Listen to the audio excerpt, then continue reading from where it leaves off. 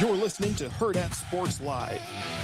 Right. Truly an honor to be here today. It's, you fast forward, it's year 5 for us here at Oregon and year 3 in the Big Ten. So being a part of this conference has been unbelievable. I told our players the other day, sat down with a few of them. I said, I want you to think back to 365 days ago and what's different about you today than where you're at today.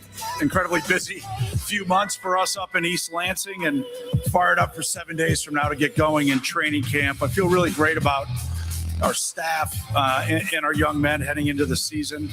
Michigan State's a special place. You can achieve championships and get a great degree from a great school, and we're looking forward to taking this program back to where it belongs at the highest level. It's more of an honor today than it ever has been for me to stand up here after 10 years at Ohio State, 8 years now as the head coach, to represent our program, to represent the Ohio State University, represent the great state of Ohio and all of our fans.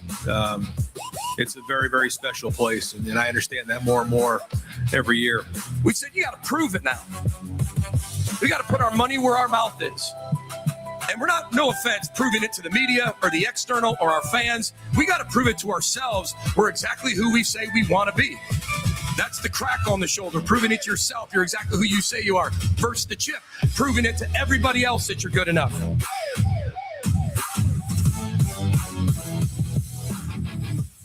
Good morning. Welcome in Hurrdat Sports Live, presented by Next Gen Mail Medical. That's White DB. I'm Ravi Lulla here at Hurrdat Sports HQ. I'm just kidding. That's Austin Jacobsen. Austin, how you doing this morning? I'm good. I feel good. I just I got to meet Juan from chat yesterday. Did you? He caught me in a big back activity though. Oh, no. It's kind of tough. What were you big backing? Well, notably, Dr. Fiance has been on overnights. Yeah. For the past couple of weeks. I think we're wrapping up here. This last weekend is her last.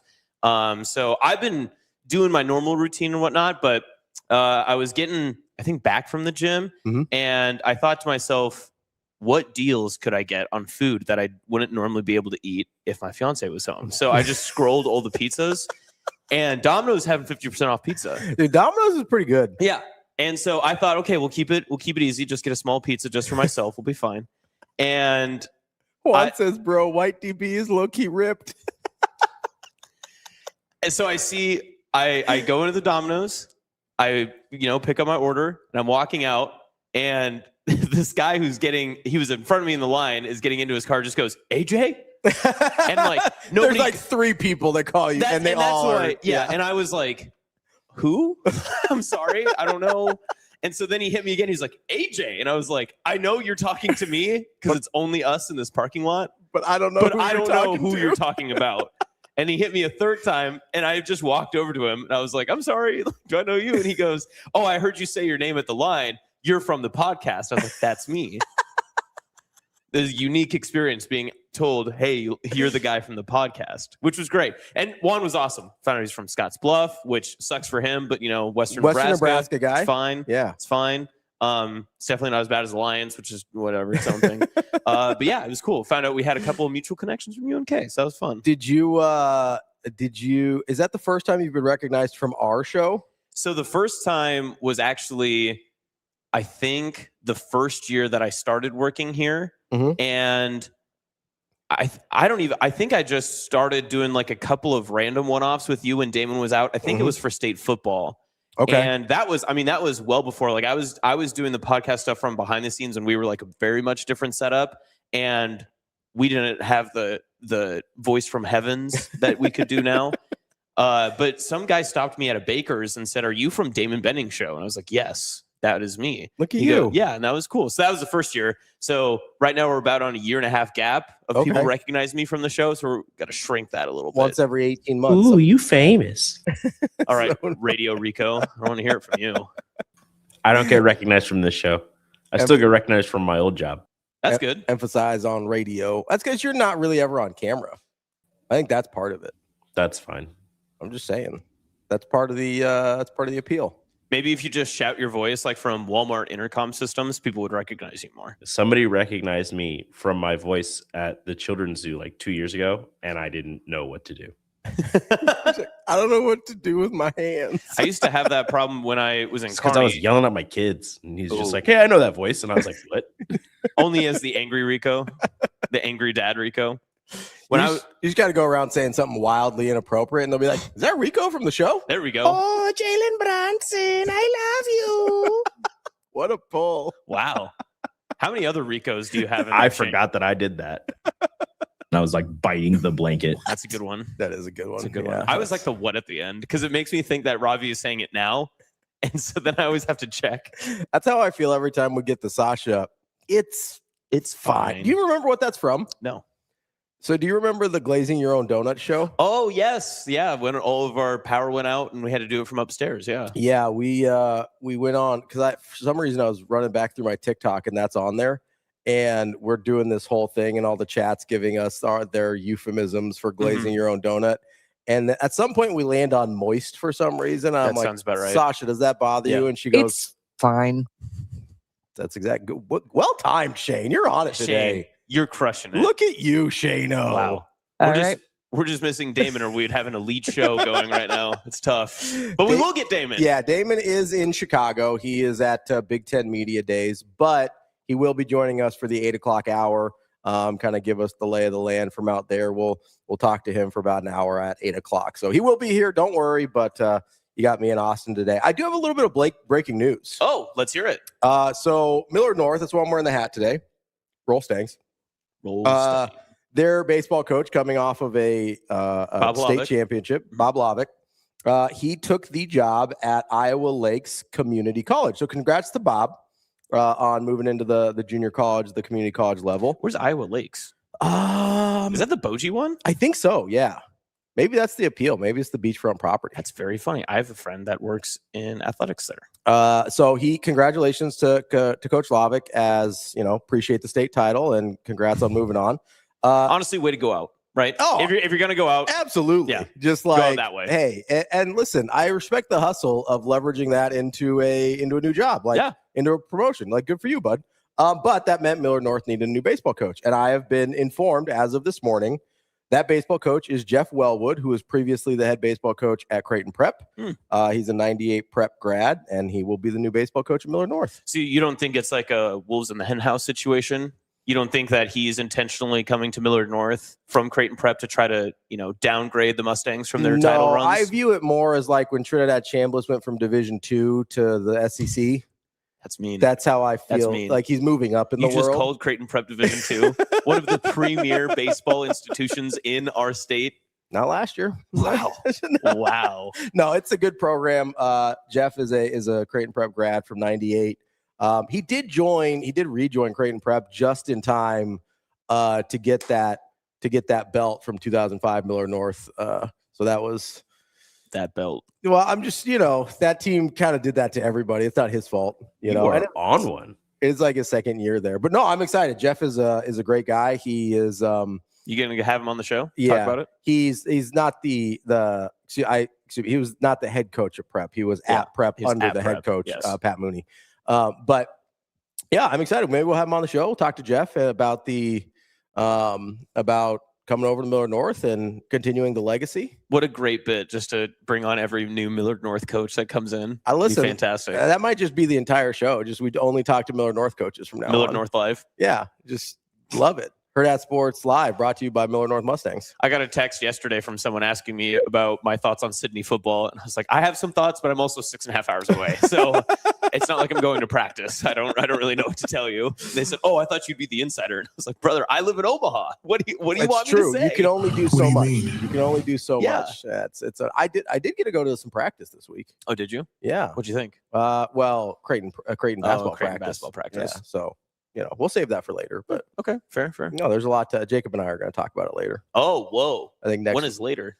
I think next week we're going to do a little post live show, a little extra tidbit for people that want to get the scoop. Great thing to tell your producers. Thanks for sharing. Well, we haven't scheduled it yet, so we'll figure it out. Even better. That'd be great. I'm sure it works in our schedule whenever you guys are available. Well, that's why we were gonna check with you. That's great. That's why it's not on the schedule yet. That's great, man. We need to make sure that all of our intrepid producers are available. He's going to check with us after he gets it scheduled. Yes. That's not true. Well, it also depends on what time Jacob wakes up. So, there is that. Anytime. It could be literally any time between 11 a.m. and 3 a.m. So there is any potential in there. Alec, we do need to schedule the listener draft. We do. Yeah, we have the listener draft. Are we doing the college football quarterback draft? I believe so. Yeah, we're going to do the quarterback draft, and we've got about a month. We've got about a month to get this in, so I think we can arrange that. Austin, we got to do the quarterback draft so Ravi can get that belt. That is true. Are they going to separate us? Are you going to have to separate us this year because we were too good last year? No, absolutely. You guys can run it back as champs. I'm not going to do that to you. Yeah. Remember when Tim was telling us that Dante Moore was like not going to be the starter? That's always so funny to me. Yeah. Well, listen. Speaking of Tim. Yeah, Tim Verghese. Yeah. You go to Des Moines often or been around the area? I've been to Des Moines several times. I don't try and make a habit of it, but I'm familiar with the area. Did you ever go to Bebop's, the local fast food chain? No. Okay. Never mind. Then that doesn't It's apply. called Bebop. Bebop's. It's like B-Bop. Oh, okay. Yeah. It's not. I mean, not everything is Runza. It's basically just like a burger chain, Okay. and it's got shakes and stuff. I think it's bad. Okay. But he tweeted as if it was like God's light from heaven coming down on DSM, which I don't believe is true. But I sent him the meme of the guy going to him, and he immediately sent it back within like seconds. He goes, "What's going on? What happened? What did I miss?" And so I just wanted to see if maybe I've been wrong. He told me it's been delicious every time he's went. I have not had the same experience. I've went a few different times at different places, had the same experience. It wasn't for me. I'm going to be honest. It looks like it's not for me. I'm looking at pictures here. First of all, the cut of the fry doesn't look like it's for me. Listen, that's what I'm saying. I don't like the fries. And the burger was burnt every time that I had it. It was very tough. I don't think Bebop's is in any danger of becoming a sponsor anytime soon out there in Des Moines. Unless we travel to the Creighton, Iowa game. I'm just saying if the picture of your burger online doesn't look appealing to me, that's probably the best it's ever going to look, right? That is, yep. So that's a problem. That's on a stage. Yeah, and probably not even a real burger. Like that's probably, there's probably some spray, paint and whatever going on there. Spray like they do. I don't know. Glue. Glue. They kind of like, pretty it up. That's maybe even photoshopped a little. That's what I'm saying. That doesn't look appealing. I'm just saying. That looks like a burger you would get like out of a frozen, you know what I mean? Like almost the White Castle-ish. Yeah, but like a full size. You can go to Costco and get like the full size burger and whatever. I don't trust those. I don't either. Now, especially when bun is included. Yes. Oh, with the bun. Oh yeah, no, I'm not doing that. That's what White Castle does. Like they've got like the bun included. When they freeze them? I think so. Whoa. Yeah, no. At least they. I would never okay, do that. I would never do that. I might be having like a Mandela effect moment here. I'm pretty sure when I was in high school, my buddy used to get these. His mom would buy them for us, and I think they came with the bun. You just cooked the whole thing. Oh my God, they do. Right? So that's horrifying. Yeah, that's not good. Yeah, you can't have the bun and the meat frozen together. I understand the process. Like if you want the White Castle, they're like, hey, you can have all this. It's frozen. It's not going to be a regular White Castle. But I guess I understand the thought process behind it, but it's just not for me. That's like going to the gas station where they have the burgers and everything that are in the fridge. Yeah. And you can pull out and just microwave in their nuclear microwave that is inside of the gas station. It's not for me. I'm not a So I don't mind gas station food. Yeah. First and foremost. Okay. Like I'll enjoy a gas station hot dog. There are tiers. Yeah, for sure. I like certain places gas station pizza. Like I'm willing to eat and try gas station food. I don't understand the microwaving the food at the gas station. Like the stuff that's not cooked. Okay. Like you'll go get further. Like, some people will like they have burritos that you can get and like cook at the gas station in the microwave. Instead of them having a heat lamp or something like that, you just like take it. Yeah. I've seen that happen. I'm like, this is weird. I don't want to microwave stuff at a gas station. You were a power lifter. Do you ever take your food to a gas station and heat it up? No. I've seen that many times. Really? Yeah. No, I bring their lunch in and we'll heat it up. I would eat I've eaten cold chili out of a can before. That is true. Yeah, you're kind of gross. To avoid, like if I just don't have access to a microwave, or if I do have access to a microwave, but it's a sketchy microwave, like at the place you were at yesterday, that I don't know what it's like now, but that microwave used to be sketchy. That one? Yeah. That's I haven't looked at that microwave. Specifically that one. Put my hand in there today. We'll see what happens. You might not get it back. You might have a Chernobyl hand. Listen, it is funny when you go to your friend's house. There's two things. If you go to somebody else's house, relative, no matter what, or if you're just Airbnb and Verboing or whatever. Sasha, just get the food that's already cooked. That's my point. Like they cook the food at the gas station for you. What does Sasha have? She said, what about the people who work outside who don't have another option? I'm sympathetic to that. A, you can have cold food options, or B, get the food that's already cooked. That is my Have point. you ever eaten one of those? No, it freaks me out. I don't like it. Not a fan. Rico, They're pretty good. They're pretty good. Oh, you're a microwave gas station guy. They're pretty good. Well, that It's makes sense. fine. He's on the bathroom for 30 minutes in the middle of the show. That I was adds up. gonna say, he's like, No, it's been a while, but the last time I had it, it's pretty good. big stain guy. Yeah. Listen, you, Yesterday, me, and Divorced Dad Rock. We could love it. I love it. have a heyday. We're gonna have a whole show. I'm just waiting for a new concert set list to come out for like next year because Oh. we are on a desperate I need an IV filled of Creed I know. for like sometime in 2027. Austin and I have not been to a Creed concert together yet. Part of that's Yes, on. you bailed on me. Part of that's on me. Ouch. I drank 30 beers. That's totally on me. That's totally on me. That sounds like a great time. But I am. I don't waiting mean that for them ironically. to come back to Omaha so that we can enjoy a Creed concert together. Bebop's is just okay. Being from Des Moines. Oh, Oh, thank yeah, you. Yes, Shane would Shane. know. Thank you. Yes. Yes. Okay. Shane, what do you think of the shakes? The shakes are the calling card, right, of Bebop's? I believe so. But Okay. I mean, it every time I go back to Des Moines, it never I never go back thinking I got to go to Bebop's. Mm. God, Shane, I forgot you were. a When I guy. go to Iowa, it's very Bronco. How about that? It's more like Broncos. I liked Broncos. So if there though, a there lot. were like 30 Broncos in Omaha, Yeah. that's what Bebop's is. I was a big fan of Broncos actually. I Though, am when too. we went, I was impressed. And I don't know. Have we said this on the show about our Broncos shake experience? I know we talked about it. Oh, that thing was thick. Basically, that shakes. If you have a shake at your fast food restaurant, Mhm. I don't give you credit for having it. But if it's like an elite one, I will give you credence for it. Yeah. Because shakes are hard to not be good. Yes. They're ice cream. It's hard to melted mess ice up. cream. It's hard to Like, mess up. Yeah. He's from. I mean, you're from right outside Des Moines, right, Shane? Waukee? Yeah, Norwalk. Norwalk. Norwalk. Yeah, you got the walk right. Yeah, there you You were go. close. But we used to live in Waukee as well. Hitting the walk. I'm a big. If I'm going to Iowa and I'm going Steak and Shake, 100% of the time. There's a steak and shake. I don't know if it's in Des Moines. It might be in Iowa City, but there's a Steak and Shake in Des Moines or in Iowa. There's a steak and shake in Council Bluffs. What? Is that new? I think there is. Oh, never mind. Nope. There, it's Don't same colors. think that you don't know. Yeah, It's the really- Quaker steak and lube. That's a very different thing. How dare you? I apologize. It's the green. Imagine you carried that, and Ravi goes, I "Hey, got for lunch, so we're going excited. across the border," I got so excited. and then we showed up at the steak and lube. That would have been hilarious. You would have been getting the lube, buddy. Whoa. Whoa. That's such a wild thing to say. You'd have been getting the lube, buddy. That's not even. Somebody get Brian.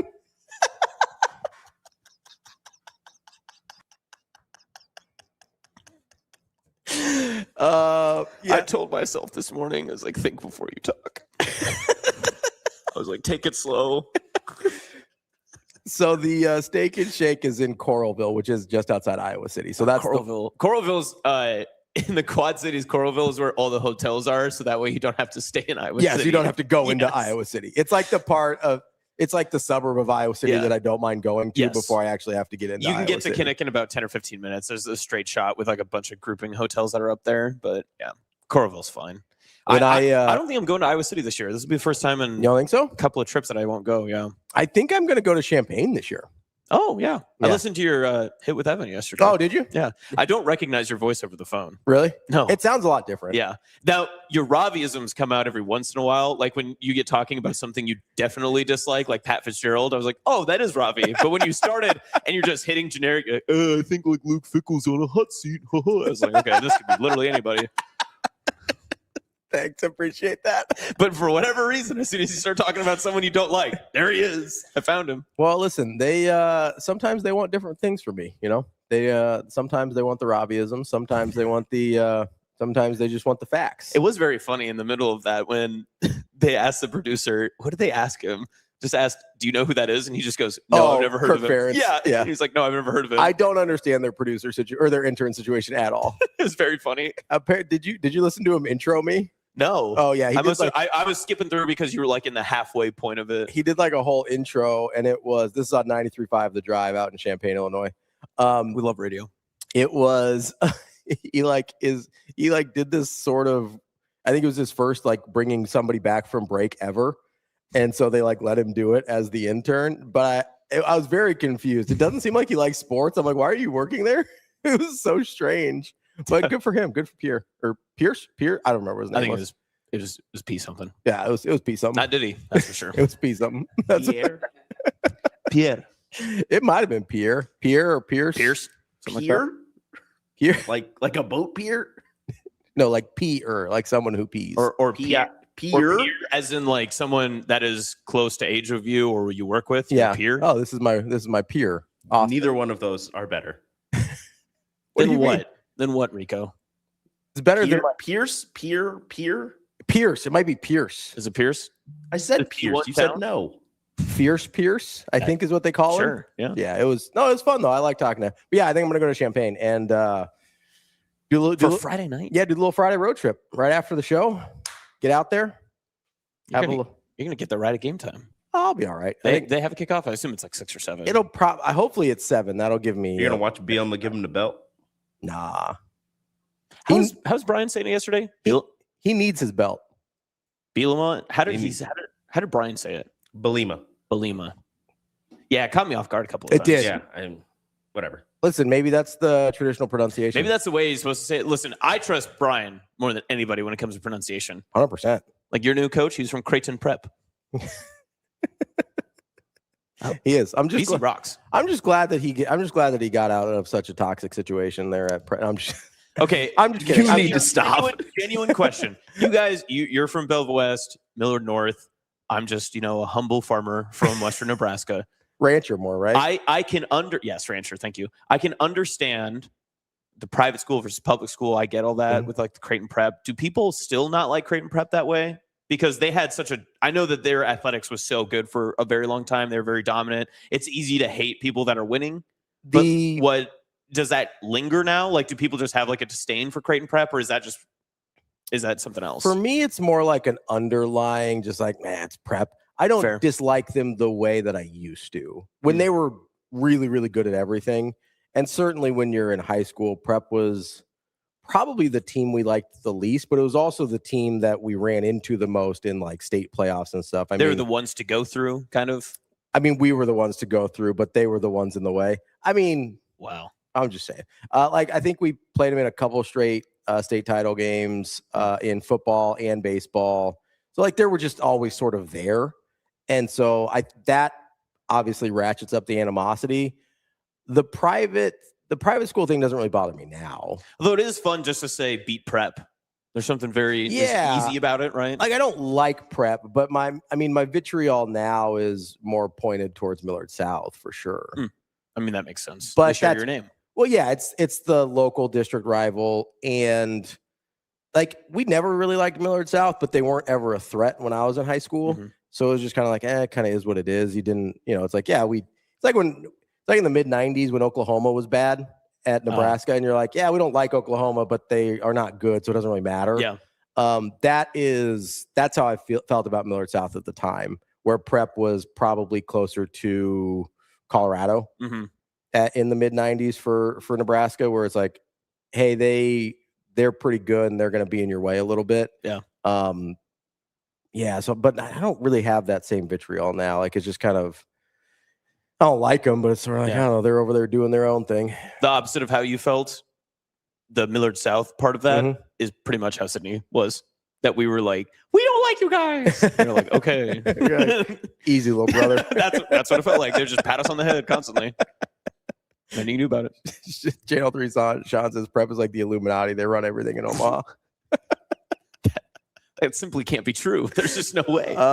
Who said?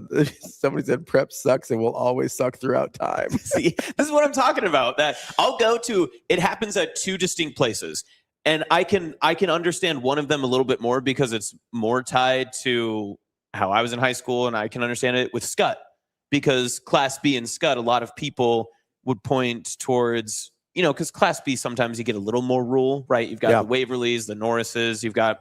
Some of these other Class B programs like Scotts Bluff obviously feels that way. And when you play Scott, it's like, oh, we're playing the entire city of Omaha. That's how it feels when you're the rural school playing Scott. And when I go to Scut games, I feel how much other Class B programs do not like Scut because they are Scut, all that sort of stuff. Yeah. So I can understand that. I do like Scut. I mean, notably, they always treat me very well. I like going there. All that good stuff. I have friends that coach over there. Yeah. Like I don't mind Scut, but they're also Class B. So like I never had to deal with them in high school. Right. So that's a big difference. But then on the Creighton Prep side, I just get it. Like I've seen at state soccer in different places. People just walk in. They're just like, F prep. Okay, sorry. Ken says prep was doing NIL before anybody ever thought of NIL.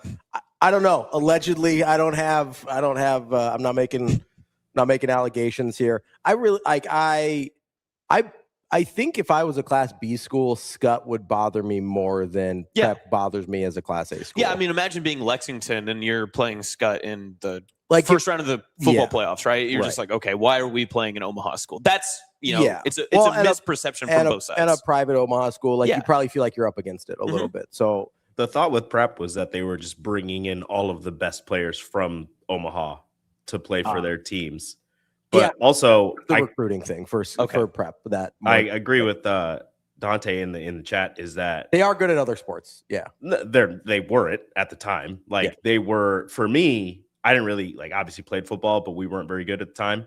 So I didn't really care about football, but in track, I had absolutely no cares about Creighton Prep because they sucked.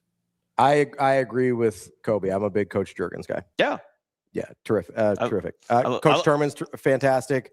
I'm notably a huge fan of Damon Day. I mean, I like all of Scott. I mean, there are people from home that will send me videos of me doing an interview with somebody from Scott, whether it's a player or coach. They'll be like, man, I can't stand watching this. Yeah. Listen, I can't control that. They keep winning. Sorry. I don't know. I can't ignore the team winning state. Yes. That is now it is very funny. Just beat them and I won't have to interview them. It is very funny because even during state basketball last year, I very notably kept myself away from a lot of the Scottsbluff stuff. I was like, this is a bridge too far. I cannot. Is that why you sent me there? Yes. That's exactly why. Rico, I need you to cover Scottsbluff. When they upset, did they beat Norris? Who did they beat? Or they beat Scott, didn't they?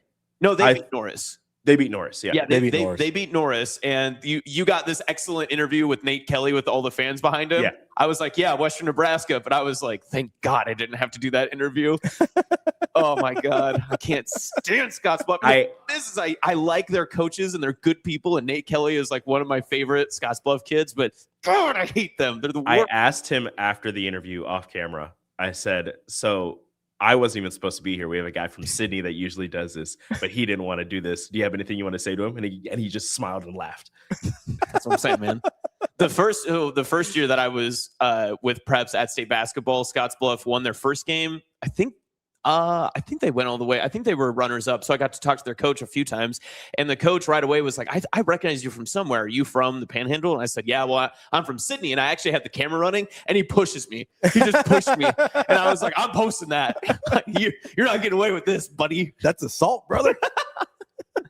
No, he's a good guy. He's a good guy. I like him. He's good, I think. Yeah. Coach Lloyd says that Scott's putting in a indoor track. So he's a that's sick. Crazy. That's awesome. Yeah, between Westside, Scott, and I'm trying to think. There's somebody. We got a message in our preps chat about it yesterday. I think Duchenne has a new girls facility that's going up too. Yeah, so all that's really cool. Is anybody looking for a hurdle coach? It could be you. Are you going to coach your kids if they want to do track? Yeah. What do you mean if you're gonna make them do soccer? Force them. Mom doesn't want them to do track.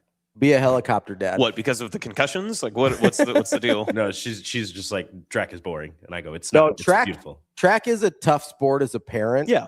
Because you're there like all day and your kid actually participates for like a couple minutes. Like track is tough for a parent. Like track, swim meets, wrestling, dance recitals. Like if your kid's a dancer, there's some sports that your kids can get into that are tough. Did you say soccer? I think soccer's up there too. I'm thinking tournament style. Like what's going to eat up your weekend? Soccer will eat up your whole weekend. At least your kid's playing for like 2 hours. They're like an hour and a half. And there's always movement, right? But it will, like, soccer famously is like, hey, yeah, we had to drive 6 hours to play a team that's 30 minutes from us. Like that's a very common thing in soccer. So soccer is tough for different reasons, but in terms of just like spending your whole day to barely watch your kid do anything, like there's some rough ones out there. Mm-hmm. I was talking to a guy a couple weekends ago that was his kids all swam pretty competitively and like went and swam in college. And he was like, yeah, it's I would never suggest anyone let their kids swim. Swimming and wrestling are kind of the same in terms of how it all goes out, because there's only so much they can do at one time. And you're all stuck in the same gym watching the same things happening at the same times. And you're just waiting for your athlete to go for this brief window. And then it's done. And they may have another event or they may not. And then it's pretty much over. Yeah. There are some kids that will specialize in one event in swim. They'll do the 100-meter freestyle. Yeah. And that's it. Same thing for They're track, done. right? Like Yeah. you have a specialty. And I know in high school, it's a lot more common that people will do multiple things, but especially if you like specialize in something and you're like, if that's at the end of the day, like that's a crappy day for you if you're a parent. Like that's rough. I can sit at a track meet all day. It's fine. Yeah, because you were an athlete. You're just built different. I love it. Hashtag Unless my kids aren't gonna be throwers. All right. They're not gonna have the height for high jump. So they're probably gonna hopefully they get my speed. They can sprint. Nate Robinson can jump, can't he? That's different. Good jumper. What do you mean that's different? That's different. You're about the same height. That's different. Why is it different? Actually, He's like a muscle hamster. you might be taller. So are you. No, I'm not. Nate Robinson's like he is not 5'5". Rico, Spud Webb was 5'5". Rico, Spud Webb is 5'6". I have seen you pull every muscle in your body. I know that they're there. Yeah. All right. Damn it. Nate Robinson's allegedly 5'9". That dude's not taller than 5'7". Not a chance. Yes, he is. 5'8" with shoes on. 5'8" with shoes on. Chance. Spud 5'9". Webb was 5'6". He was And guarding he's belly buttons. I Like think much taller than belly Spud Webb. buttons. I think was he 5'6"? Spud Webb? Or was it Muggsy Bogues? Muggsy Bogues was 5'3". Ooh, one of the Monstars. Spud Webb is 5'6" allegedly, but I think that's in shoes. So you gotta be. He's probably like 5'4". Okay, so high jumps out. So all your kids are track athletes, Rico. Build your perfect track meet. One of them hurdles. One of them is doing horizontal jumps, whether it be long or triple. Is all three of them are doing track? I don't think he understood the question. No. Okay. What do you? I like where this is going. I like where this is Go going. ahead. No, keep What's going. the other one doing? The other one is doing sprints. Okay. Like 1, 2. The one that hurdles is also doing 400 hurdles. I'm gonna be honest. I couldn't watch a long distance runner. I wouldn't. No, like That's that would be. tough. That's I don't want that's that. a tough hang. I'm not. If they are, then props to them. I really hope they're not. Yeah, that's like, hey, mom can watch you on this one. I'm gonna go. Because then I got to go to a cross country meet also. See, That's I what was I'm going to say, in Uncle Ravi's best perspective, state track, comes about, and the old Alvarez Clary family is out. You've got a bunch of different athletes competing. They're all J1 event 1, because then he goes, yay, Rico's kids, and then he's And out then leaves. Yeah. If you think, And then he catches a whiff of Millard North. He goes, oh, Hey, go to the Mustangs. roll Saints, No, roll Saints. we're anything 400 and below. That's what we're doing. Yeah, the 1600 is pretty rough, Brandon. I agree with that. TK says, I love when short people do steeplechase. They end up like chest deep in the water. That water's way deeper than it looks. I wasn't going to say. That's why you got to go to the edge. You can't. Nobody jumps into the middle of it unless you fall. I was which not I've on seen. purpose, but like sometimes it happens. If all of your kids commit to UNK for steeple, are you going to each of the signing days, or do you peter off after the third? Nah, I got to go to all of them. Okay. What if one signs to Bowling Green? Hell yeah. Big Bowling Green track. Wearing all that orange and brown. Get out the Falcons. Mrs. Alvarez Clary checks in the chat. She goes, I absolutely did not say they can't do track because I don't like it. Enrique is a liar. It's a first in Hurrdat Sports Live history that your wife is pro us for the very first time. And she That's crazy. Full government first name, Enrique. That's wild. Damn. Does she usually call you Rico or Enrique? No, she doesn't call me Rico at all. Does she call you radio at home? No, she doesn't. That got Shane. Juan, one sec. Apparently, we're just doing whatever. Juan says, Ravi, question from yesterday. Which one of you guys would be best at landing a commercial plane? Not me, because I don't even like riding in planes that much. So I would not be good landing a plane because I would be out of my mind on Xanax because that's how I fly. So you don't want me flying a plane. You don't want me trying to land a plane in those conditions. Although I would stay pretty cool under pressure because I would be zonked out of my brain. Braun. Out of my brawn too. Rico? I'm landing that plane. Okay. See, I think out of uttermost like confidence of someone who's just going to take the wheel and, pray, I think it's probably Rico. I would be very fearful for Shane because he would have us all in there and he'd go, okay, what do I do? He'd be like, Shane, this is your moment to shine. There's way too Shane, in there. I don't know. None of us know. Rachel says not pro Ravi or Austin, just calling out a lie. That's just simply not true. She never said the kids couldn't do track. She just always makes fun of track. You're the one who told them they can't do track. You tell them I want them to do track. And you say, you're not good enough. You're not good enough. Okay, on my defense, yeah. If I said, what do I do? And you said, just land the plane, I would land the plane. Bang. All right, that's Shane. 100% not true. I actually, so that's not true at all. I do think it's Damon. And the reason why is because he can't see.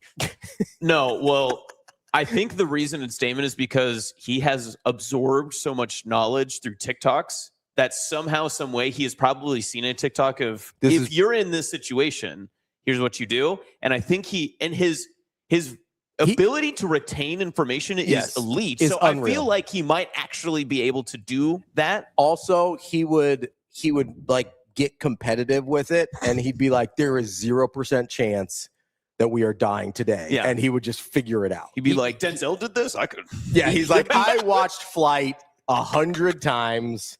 I got this." He would be good on like a transcontinental flight because he's up all day anyway. So, that sort of thing would be good. That's true. Yeah. He would, although the lack of sleep, the sleep deprivation could be a problem in general if you're trying to really lock in there. But I think the adrenaline would carry him through. Well, listen, I was going to say, he doesn't sleep, but do you think he's been up at night and some random show about landing a plane popped up? Yeah, definitely. That's what I'm saying. Yeah, he's definitely consumed the right information. He just has to like limitless find it in his brain somewhere, It's back there. Yeah, like I think the pressure of the situation would, like go through the Rolodex and find it for him.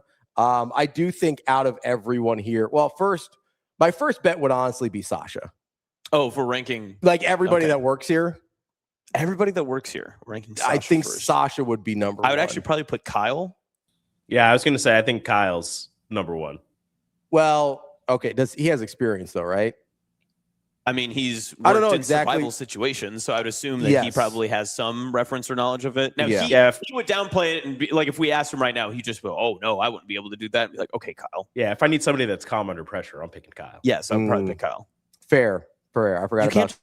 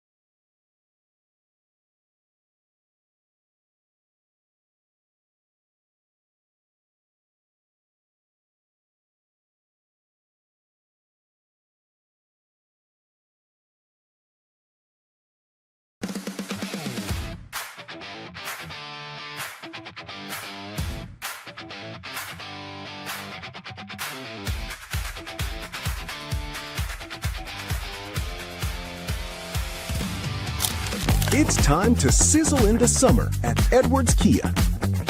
Lease the 2026 Kia Sportage EX starting at $249 a month. Turn up the heat on your next lease. This July, the savings are as hot as the season. We've also got the 2027 Kia Telluride S starting at $449 a month. Don't wait. Sizzle into summer this July at Edwards Kia. It pays to make the drive to Edwards Kia.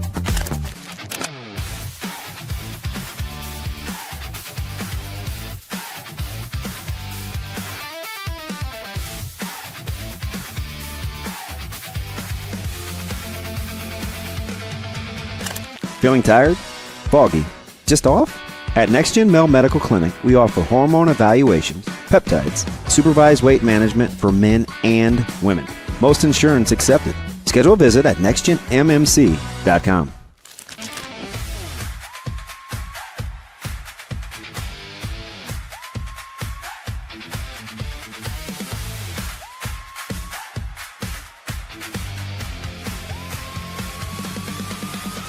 It's pretty easy to learn that when you spend time in the outdoors. The first couple of times you're just sitting there in the quiet, you're able to actually just sit there and be still and think about things. A lot of people don't like to sit and be still. We're busy with our phones, we're busy with our lives, our jobs, driving everywhere, running kids around. It's just sometimes it's nice to just be still in the outdoors, in the quiet, and just be alone with your own thoughts, and it's really peaceful. Yeah. So you would say that's changed you as a baseball player? Oh, 100%. You become a lot more, you gain a lot better perspective of what's important. And you just take a step back, realize what's important, clears your mind, maybe anxiety and pressure just kind of fade away. And you catch a big old fish, and that's pretty fun. Like it's fun to sit in the outdoors and just be still, but reeling in a big bass, oh my goodness, it's so much fun. So Grand Slam or reeling in the biggest bass you've ever had? Oh my gosh, probably hitting a Grand Slam, but reeling in a big fish or shooting a banded mallard is pretty sick.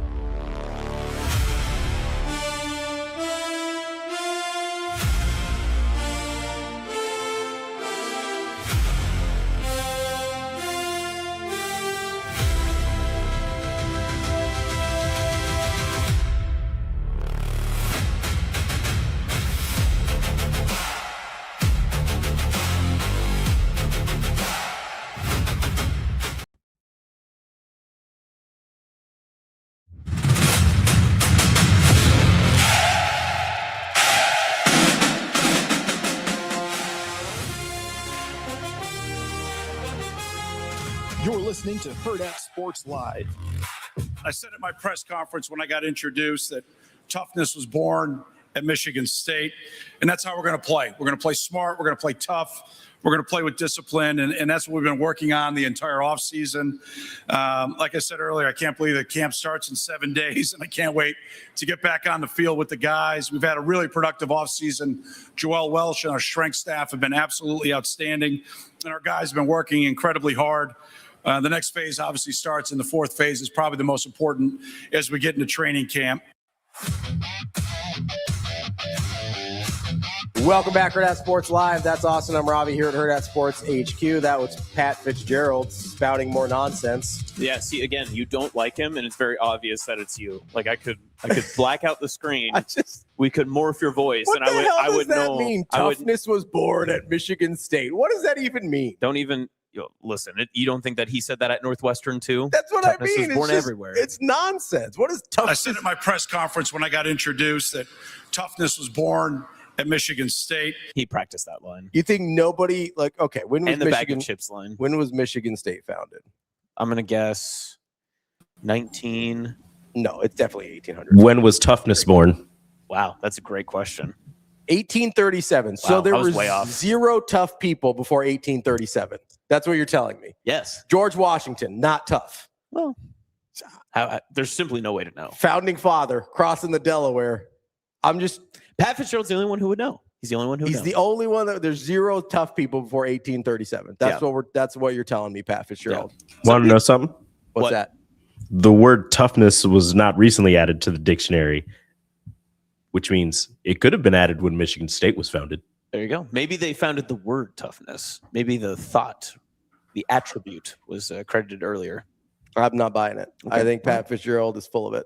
I will say Also, is phase 4 the plan finding another magical defensive coordinator that carries you to wins, or what's the plan there? Is that LeVar Woods? Is that the special teams? Like, is that what he's doing? Maybe. You don't know. Maybe. I mean, it worked for Iowa. It's a weird consensus from all of the media I consumed from yesterday about Michigan State was that there's this weird presumption that they will get better as the season goes on. God, that's the second time I've agreed with Kobe today. But as if that's not what everybody does. I mean, not everybody. There are some teams that regress, yes. Yeah. But when we're all sitting in preseason, I would assume that a team that starts in week 1 would get better by the time their season wraps up. Yeah, absolutely. That's the presumption. But yeah, everyone's like, you don't want to get Michigan State late. It's a good thing Nebraska gets them early. Is their roster going to get better as the season goes on? Because that would be my real concern. That's a good question. That roster's not good. Like, I'm not saying.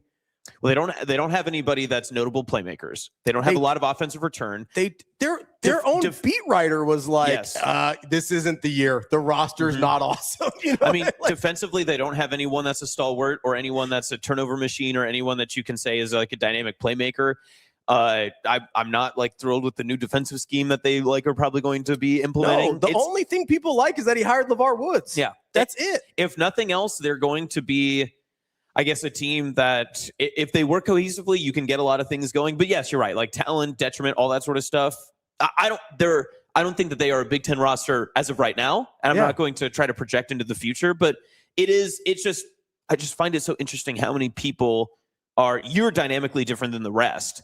But there are so many people who just assume that it is going to work and that he is this program rebuilder, as if the Northwestern leash was not from a completely different time frame and that it was a unique leash that he was to be a part of because of his relationship, because of his status that he was at Northwestern and everything else. And the expectations at Northwestern. Yes. Literally the losingest program in college football history now that Indiana has won like 30 out of their last 31 games or whatever, right? He's in such a different situation here where there's actual expectations, by the way. Like Jonathan Smith just got fired after, I think, 3 years. Yep. Who was a pretty good football coach, in my opinion. I don't know that they upgraded. Well, and I mean, you want to talk about winning with less resources and a less talented field at Oregon State and then not having success at Michigan State. You're buying yourself you're rebuilding a rebuild. Like you piled on onto a dying pile. Like you're not doing anything to reset. 100%. And listen, I understand he got to 10 wins a couple times or 3 times, I believe, at Northwestern, which is phenomenal. I understand that. The highs were really good. The lows were also atrocious. Like 1-11 his last year, 3-9 the year before that, 3-9 2 years before that. Like he missed as many bowls, almost as many bowls as he made. Like it's not like he's Kirk Ferentz, right? It's not like he just came in here and was like every single year, just this is what Iowa is. I know Iowa bottomed out a few times, but like their level of consistency is unmatched. And then the timing of Hankwitz leaving and their incredible fall off is just too much for me to overlook. This dude has literally never won at a high level without Hankwitz as his DC. And listen, I get it's only 2 years versus like the 15 before that, but the 2 years were pretty damn bad in a way that is kind of stunning. Like literally the only coach he could beat his last year was Scott Frost. The only coach who did a surprise onside while up 10. I believe they were up 10. They're up 2 scores in Ireland because of God knows why. I think he was trying to get fired at that point. The dude gave up 40 some points to Georgia Southern like a week later. Like that's the only guy he could beat his last year in the Big Ten. I think another thing that gets me more hesitant, and Damon did a great job of this yesterday, was talking a little bit more about Greg Schiano and the leadership and his confidence with Rutgers. I went back and I listened to Shiano was on the Barstool Pardon My Take podcast, and he did only 15 or 20 minutes with them. Yeah. But even with those guys who are mostly satirical, they'll get into some stuff, but most of the time they're going to try to, get more of a rise or a joke out of something. He insisted that the leadership from the top to the bottom was the first time that he had been at Rutgers, which has had a lot of success under him in different eras. Especially the previous stop. Yes. But he had said, finally, we have an entire unity leadership in line. Everybody is in the same line. We have people that are all going the same direction and stuff, which is part of another topic that we can talk about later with Nebraska and Ekeler and all that other stuff. But I don't trust the institution of Michigan State to be able to benefit from Pat Fitzgerald being there. And I'm not saying he needs, all this great support staff and all this other stuff, but everybody does. Everybody does. And I almost think that you're hiring Pat Fitzgerald in the sense of the name, the rebuild, all that sort of stuff that you saw him do at Northwestern. But Northwestern is also they're a pretty tight lock athletic staff and university as a whole, because they have to. They have such high academic standards. They have all these different rules and regulations that they have to follow for their student athletes, their students on campus, all that stuff, right? That's why they are Northwestern. And Michigan State, I don't know that I trust the institution to be able to support Pat Fitzgerald and what he needs. And I think the institution is relying on Pat Fitzgerald to be Michigan State. And I don't think that you can win that way, especially in college football and especially in the Big Ten. You're hoping that Tom Izzo is going to save you in the entire athletic department. He's clearly on his own amongst all the rest of that athletic department. It is the Michigan State basketball program could not be on a different world and plane than the rest of Michigan State athletics. The rest of university. Yeah, absolutely. And that's the other thing that I think people underestimate around the country is how much more Michigan State cares about basketball than football. Right? That Tom Izzo runs that university basically. That is, he's probably the most influential person at that university. And if it comes down to funding, Tom Izzo's getting that money, not Pat Fitzgerald. Right? And the other thing I think people overstate the rebuild of Pat Fitzgerald. Randy Walker had 3 straight 500 or better seasons before Pat Fitzgerald took over. 4 of his 7 seasons were 500 or better at Northwestern. It's not like he took over a Nebraska that was 10 straight years under 500. That's not what happened at Northwestern. They weren't terrible. If you were to ask me, I would have said they were going 1-11 or 2-10 or something. Gary like that. Barnett, so 10 years before Pat Fitzgerald took over, famously on a team that Pat Fitzgerald was on, Gary Barnett won 10 games, went to the Rose Bowl.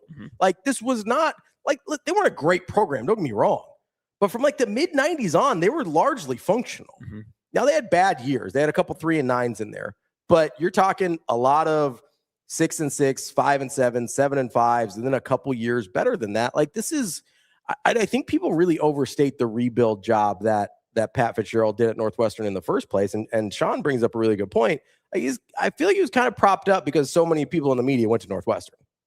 Oh, yeah. Journalism school. That makes sense. It's a pretty fair. famous that makes sense. journalism school. That's Syracuse. Right. It's the same argument we have with the ESPN and the SEC. Listen, if you bleed purple. We'll get into that. Yeah. If you bleed purple, it makes sense that you are going to hyper-focus on the success or what you perceive success to be from your institution. That makes sense. Let's be honest here. If any other high school baseball program hired a new coach today, we're probably not leading the show with it, right? 100% right. Yeah, that's 100% right. It is what it is, right? Accidentally, that's a very good example of what we're talking about with Pat Fitzgerald and media bias. I have a huge media bias towards Millard North. Yeah. Roll Stanks. We're doing that all day. Millard South hires new baseball coach. I'm I don't care. Get out of my face. I'm going to ask you a question that you usually get to ask DB. Okay. So when it comes to, because one of your big gripes against Fitzgerald, and you mentioned it with the defensive coordinator, is that Fitzgerald doesn't have his identity, right? He has a perception, and he talked about toughness, and there's the grittiness of his old Northwestern teams, and they're going to get you. They're the ultimate, if you're coming off a bye week or you're peaking ahead, Northwestern is going to get you, that sort of stuff, right? But offensive identity is not what Pat Fitzgerald's known for.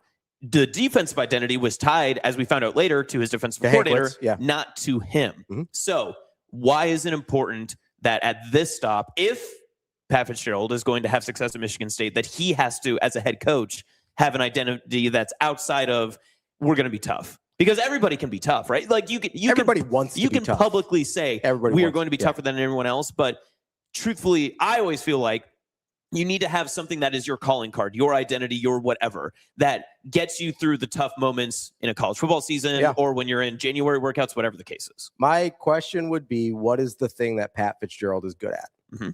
Like, just plain and simple. What is the thing that you're like, that's his elite skill? I do this with like draft prospects too, especially in the NBA.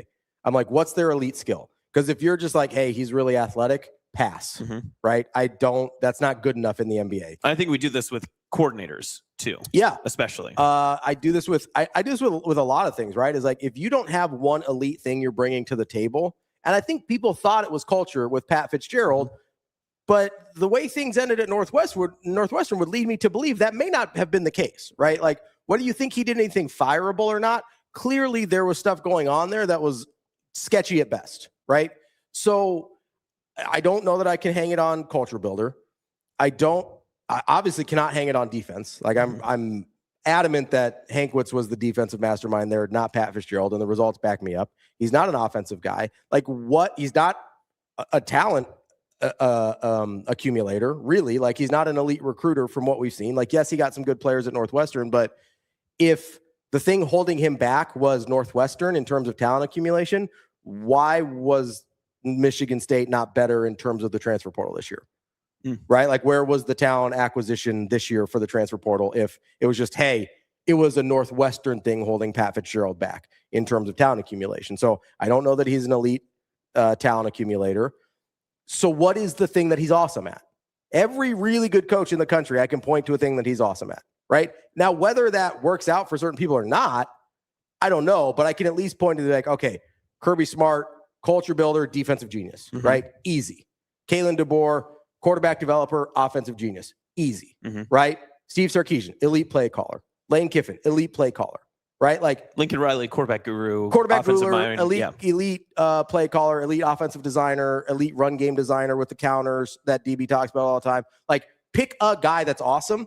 Kurt Signetti, elite talent evaluator. Might be the best talent evaluator I've ever seen in my life. I think great culture builder. So do you, just to even play devil's advocate, do you not even give any credit to even the Matt Rhule stereotype of being like the CEO coach, where I am not a master of anything, I've been around the block, and he hasn't, Pat Fitzgerald, to me, that has to be the culture builder part of it. Like, if you're a CEO, you have to build an elite culture.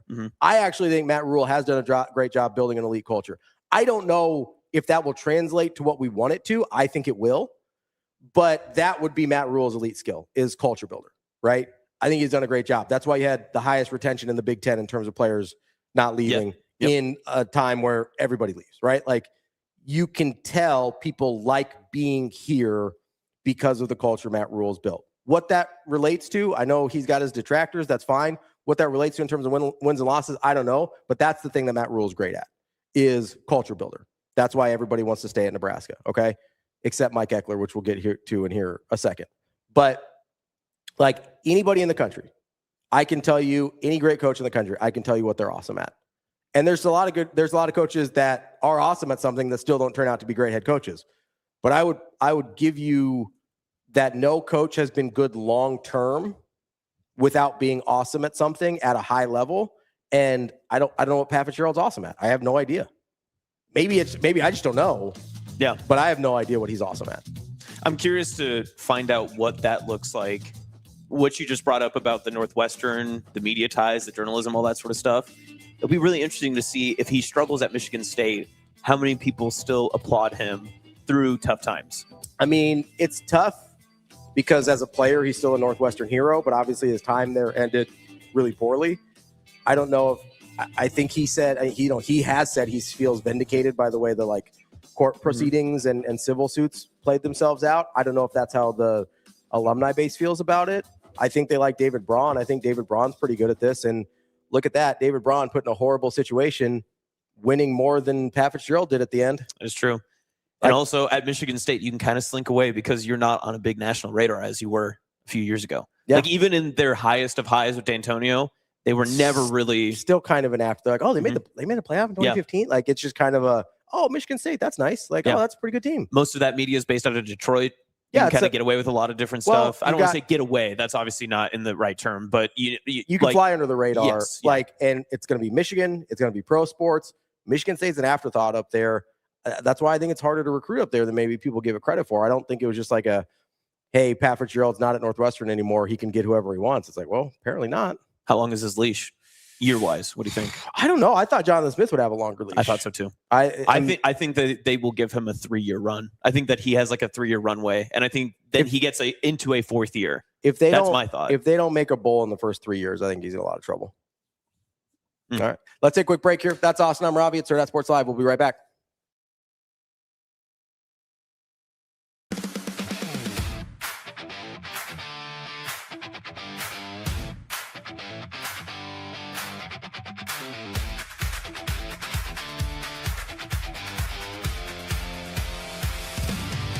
That experience was crazy, but it really worked out pretty easy here to choose Nebraska. Like it was definitely a tough decision moving out here far away from home. But it was great. I mean, I got married in the end of May, and so it was a crazy part of my life for sure, but it was also an awesome part. I think what drew me here was, every piece that I was trying to look for, team, chemistry, play style, coaching staff, everything like that. Like everything here in Nebraska is fantastic.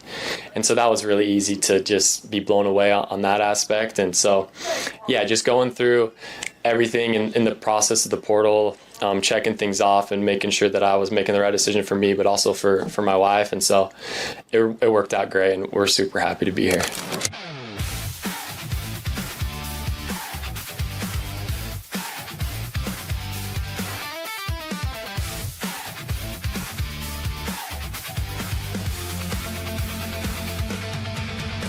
It's time to sizzle into summer at Edwards Kia.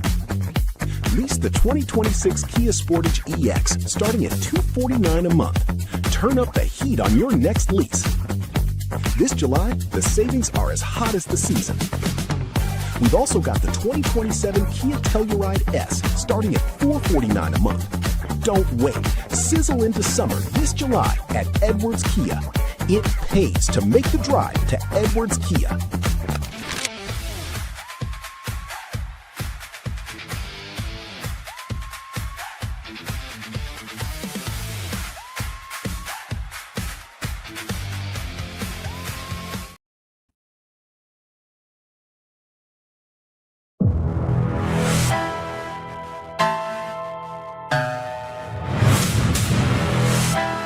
You're listening to Hurrdat Sports Live. That we all have an estimated time of arrival. That hourglass is always moving, people.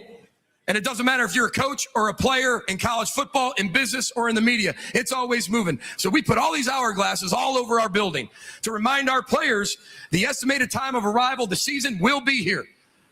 And it was a reminder to them that we better get moving. And not only get moving, you better enjoy the adventure. And that's what ETA stands for in our program. We will never take fun out of college football and the college football experience at the University of Minnesota. In fact, one of our best team meetings was we watched Artemis 2. Circle the moon. Crazy, right? Who would have thought? We watched that. And then we also showed a 1960s clip of John F. Kennedy say, we do things that are hard because it's there. Well, we've been teaching since January, whatever we want to accomplish as a team, it's there. So why not shoot for that moon? And that's what we're going to do. Welcome back, Hurrdat Sports Live, presented by Next Gen Male Medical. That's Austin. I'm Ravi here at Hurrdat Sports HQ. We are joined now by my regular co-host, one ODB. What's up, buddy? How you doing? How we doing, man? Oh, we're doing all right. Can you tell the fine folks what's in your fridge right now? Wow.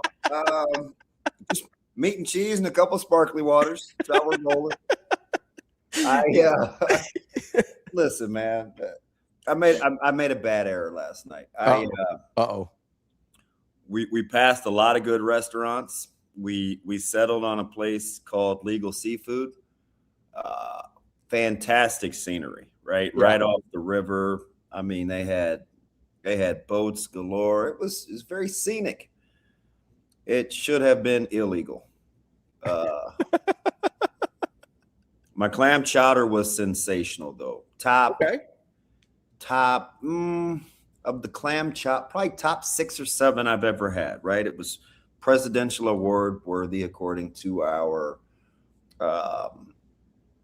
waiter, our server, who was fantastic, by the way. He was kind of new, so he was very disarming because he was super, super genuine. But I needed a little more seasoning, man. I added a steak to shrimp and a crab cake, and my steak came back about the color of the inside of my arm, so that wasn't going to fly for me. Not a good start. That's not a good start. So, and I never sent anything back, but he was so cool. I was like, hey, I could play baseball with this thing. The flavor was pretty good. It's weird. It's the thing that needed salt got the salt. Everything, like the steak was fine flavor wise. Just my crab cake, and I left a lot of food. I probably left I don't know, $40, $50 worth of food on my plate. Oof. But it's okay. It's okay. But there's a cool little grocery store right next to where we're staying. It's a place called Central, and it's this combo apartment / hotel, and it is fantastic. Like I couldn't. I have a washer dryer. I'm getting ready to iron my clothes. My kitchen. There's no TV in the room, which is fine. That's a deal breaker for me. Yeah, I mean, listen, I think Sash, she did the best she could because it's expensive, and I think this place is expensive. When she told me the number, and I was like, "You thought that was cheap?"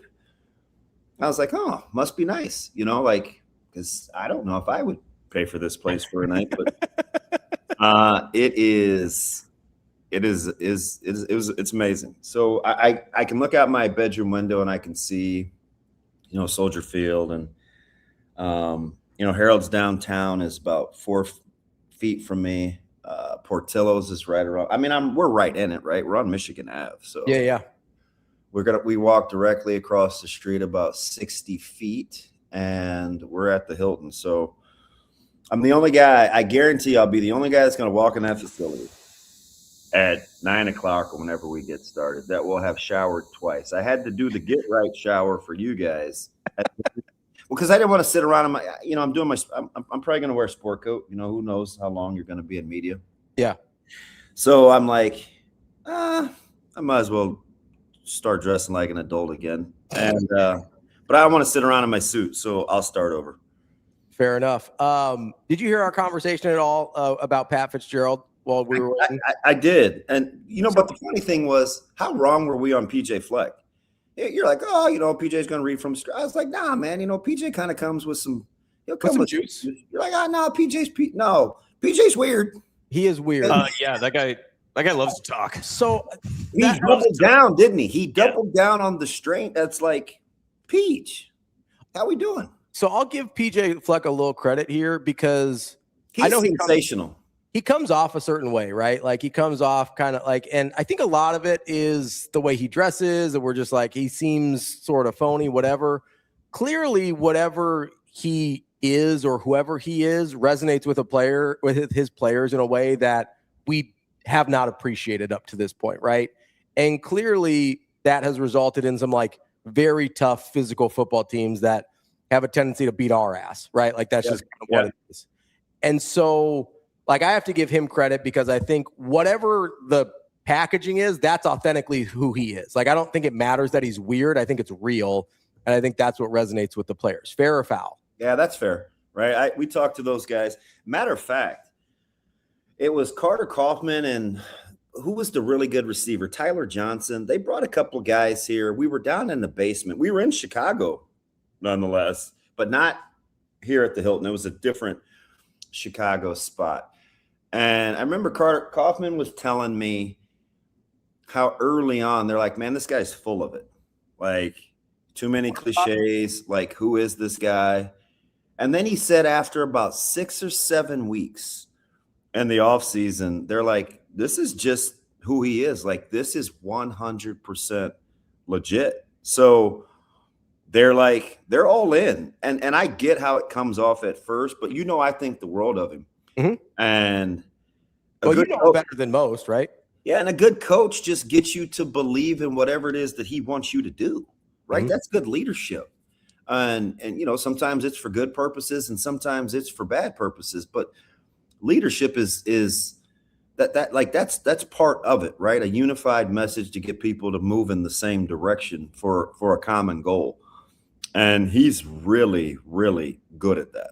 And I don't have any qualms. Now, with regards to Fitz, he had a lot of juice. He's kind of all over the place. And, he's a big young men guy. I might have to, he said it so much, I may start saying that instead of kids or fella. I don't know what I say when I refer to these guys, but I think young men. I think I'm going to go with young men.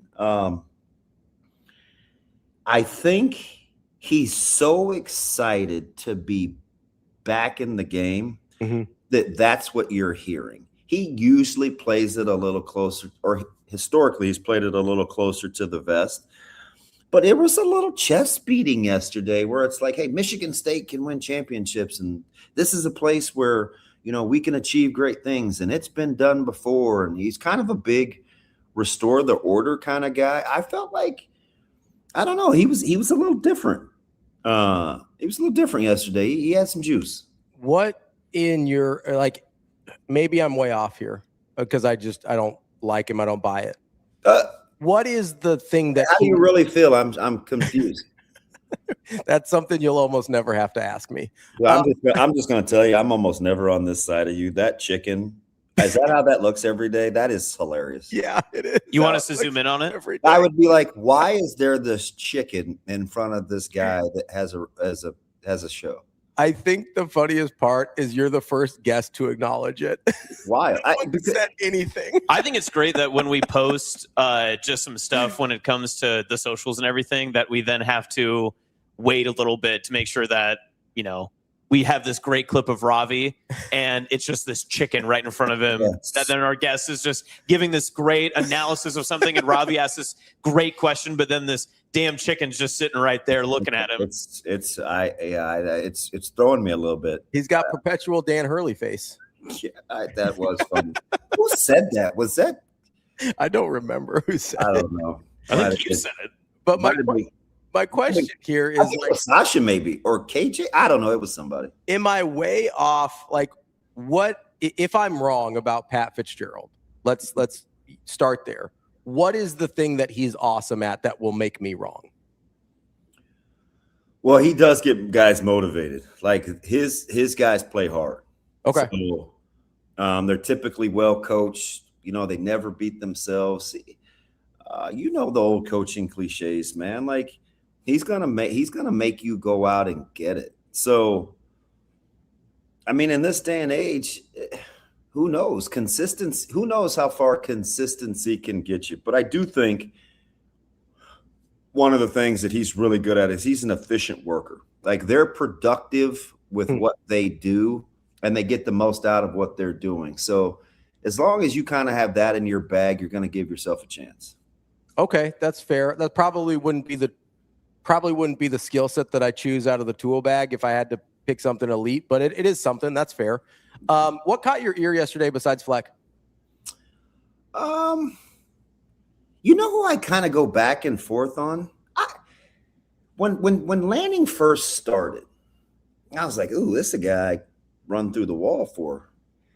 Now I don't know. Yeah, you don't like him. You don't like him much. It's not so. No, I do. Well, Saturdays bug me. Okay, so sure. Yeah. Like you guys are really good. You're really talented. You're really loaded. Sometimes I watch you guys kind of just go through the motions. So, are you motivated? Like having them ready, on Saturdays, or more in game on Saturdays bothers you? In game. Okay. In game. Okay. Right, and it's like I'm gonna need them to start. They win a ton of games, but they won a lot of games before he got there too. Yeah, it's a good program. Like it's a good program. So like it's not that I dislike him. He just gives me a little bit of pause because I've heard some of this before, and you got to start winning those games, looking better against light competition a little more because everybody always tells me how good your roster is. You know what I mean? Now, especially in the last few years. And I want to start to see that. Yeah, it's interesting because, I mean, I think we think of the Mario Cristobal era as worse than it was at Oregon. Like, I think we think Mario Cristobal and we go, oh, was okay at Oregon, got really good at Miami. Here's Mario Cristobal's years at Oregon that were not COVID. He was there for 4 years. One of them's COVID. I'm going to skip COVID, okay? 9-4, 12-2, 10-3. Yeah. That pretty good? That's really good. That's really good, right? Yeah. I asked you guys a question. I'll be curious to see what the chat says. We talked about late 2000s. We talked about 11, 12, 13, 14 with Suave off air. Mm-hmm. So I'm going to ask you guys this again. So late Chip Kelly into early Mark Helfrich. So not has he elevated the program in terms of visibility with what's going on in college football? Because maybe he has, but is this is going to sound weird because I just said peak and elevated. Is this peak Oregon time? I think he's elevated the profile. Is this peak Oregon time? I think yes. I understand what the late 2000s, early 2010s was for Oregon. I do. I think because he's elevated their profile, I do think top to bottom the roster is better than it was then. I think those teams would have struggled to go through the Big Ten the way he did last year. So the schedule, so the conference affiliation. I think that matters a lot here. Okay. Yes. Yeah, I'm open to the discussion. I just think we slam dunk this thing. I don't think it's a no-brainer. I mean, they were really, really good. Yeah, they've been. Yeah, it's a heck of a program. They basically just had 2 bad years. Last year under Helfrich and the one disaster Willie Taggart year. Yeah. Which, if you hire Willie Taggart, that's what you signed up for. Like, that's just what it is. I forgot you had your experience. Oh, yeah, I certainly did. It was lovely. But that's it. That's the only hiccup. I mean, I'll go all the way back to 2008 in Bellatti's last year, right? 10 wins, 10 wins, 12 wins, 12 wins, 12 wins. They won a lot, man. I've looked at this a ton. 13, 9, the 4 and the 7, 9, 12, COVID, 10, 10, 12, 13, 13. I mean, you know how many double-digit win seasons that is in the last 20 years? That's insane. You're preaching to. That's why I asked. I know it sounds dumb at first, but just get inside the numbers. That's a really good program. I do give Lanning a lot of credit for doing that the last 2 years in the Big Ten. Yeah, I do. Like, I think that matters a lot because there was a time. 100%. There was a time in that stretch that the Pac-12 wasn't great. I get end Pac-12 was really good, and there were stretches in the mid 2000s where like USC was awesome, and Utah's had their times in there. The last 2 years in the Big Ten is kind of what puts it over the top for me with Lanning of being like, that I think they are actually in a better place. Yeah. What did you think of Chesney? I like Chesney. So you know what's funny? And he's off to a heck of a start. Yeah. Right? He doesn't strike me as like this California kid. No. Oh, yeah. No. DB, I love Chesney's opening statement from yesterday because what he talked about just rung so true. And when we've been discussing this rebuild for Nebraska football for anything, and him talking about setting goals and then accomplishing goals and hitting check marks in just the little things. Like, I mean, the things that he talked about was like engaging the fan base and having qualitative metrics that they wanted to make sure that they were hitting. I thought all that stuff was incredible and stuff that you never got from Foster because he was really kind of the big picture. He was like, we're going to be. You certainly weren't going to get it from Kelly. You didn't 100%. get it from Darrell. Like, he just isn't. I'm like, he belongs someplace in the Midwest, like teaching shop. Like, very practical and pragmatic. I think you have to be at UCLA though, right? Like, that's not a super. Doesn't that sound like an oxymoron though? It does. You think LA, you kind of think more Tinseltown. Lincoln Riley, right? Yeah, that's flash and dash and UCLA kind of has to be a blue collar program though. I think. Okay. Like, that's not a super easy job. They don't have the private school money that USC has. Like, UCLA has been in a tough spot, and the sort of the Big Ten money eventually is going to dig them out of their hole, I think. But like that is I think UCLA needs to be much more of a blue collar program than the way we think of it. Yeah, and you know what's funny is they tried to flip the narrative on SC in those rivalries that they were the substance school, right? So that's interesting. I think it's sort of speaking of Cristobal, I think it's sort of like Miami. Like Miami has this reputation as a very like flashy, sexy program, right? Yeah. When did Miami get good? When they just decided we're better than you on the lines, right? That's the Cristobal thing. He's going to be awesome on the offensive and defensive lines, and everything else will kind of figure itself out. I get you got Cam Ward, who was super flashy. I get you have Malachi Toney, who's super flashy, but that's not why they were good. And you know what? Like Cam Ward really only had to be like that because he had to make so many plays. Yeah. Like we forgot how he was kind of running for his life a lot that last year at Miami, making a lot of off-script stuff happen. So that he has definitely been like, I don't think anybody questioned his recruiting in Oregon, right? Like you knew he was going to get some fellas, but he's just a good old-fashioned tough football coach. And I think when you look at Chesney, I find him fascinating. You know, I like UCLA this year, but he didn't do anything to water that down for me. What are you hoping to hear from Nebraska today? I hope nothing. Just nothing of interest, nothing of note. I mean, listen. You want to keep a quiet offseason, right? Here's the thing. I've intimated this. I've said this a lot, right? You know, obviously I've got an unbelievable relationship with Coach Rhule. And I said this 7-8 months ago. Kind of just, we just went on by. Like he's tried it a couple of different ways, right? He's tried the motivating, the empowering, I'm gonna speak life into these guys publicly. Then he's tried hey, you know what? Like we're gonna tell it like it is. We're gonna try to grow the program. We need to kind of sell this thing from a branding standpoint so we can compete on the national level. We didn't like that either, right? We didn't like the hat, but we didn't like anything because they weren't winning enough. Right. Even though there was the incremental progress, people would fold their arms and roll their eyes and they'd say, yeah, but November and yeah, but the top teams. Right. And those things, a couple things can be true at once. So I always suggested, and we'll see what happens. Why not just do it the way you want to do? Not for anybody else, except for the guys in the building and the state of Nebraska. You want to be representative of the state of Nebraska. It's not a media thing. It's not a national media thing. It's not an anything, but we need to be the best versions of ourselves for the sake of ourselves and for the state as a representative. That's it.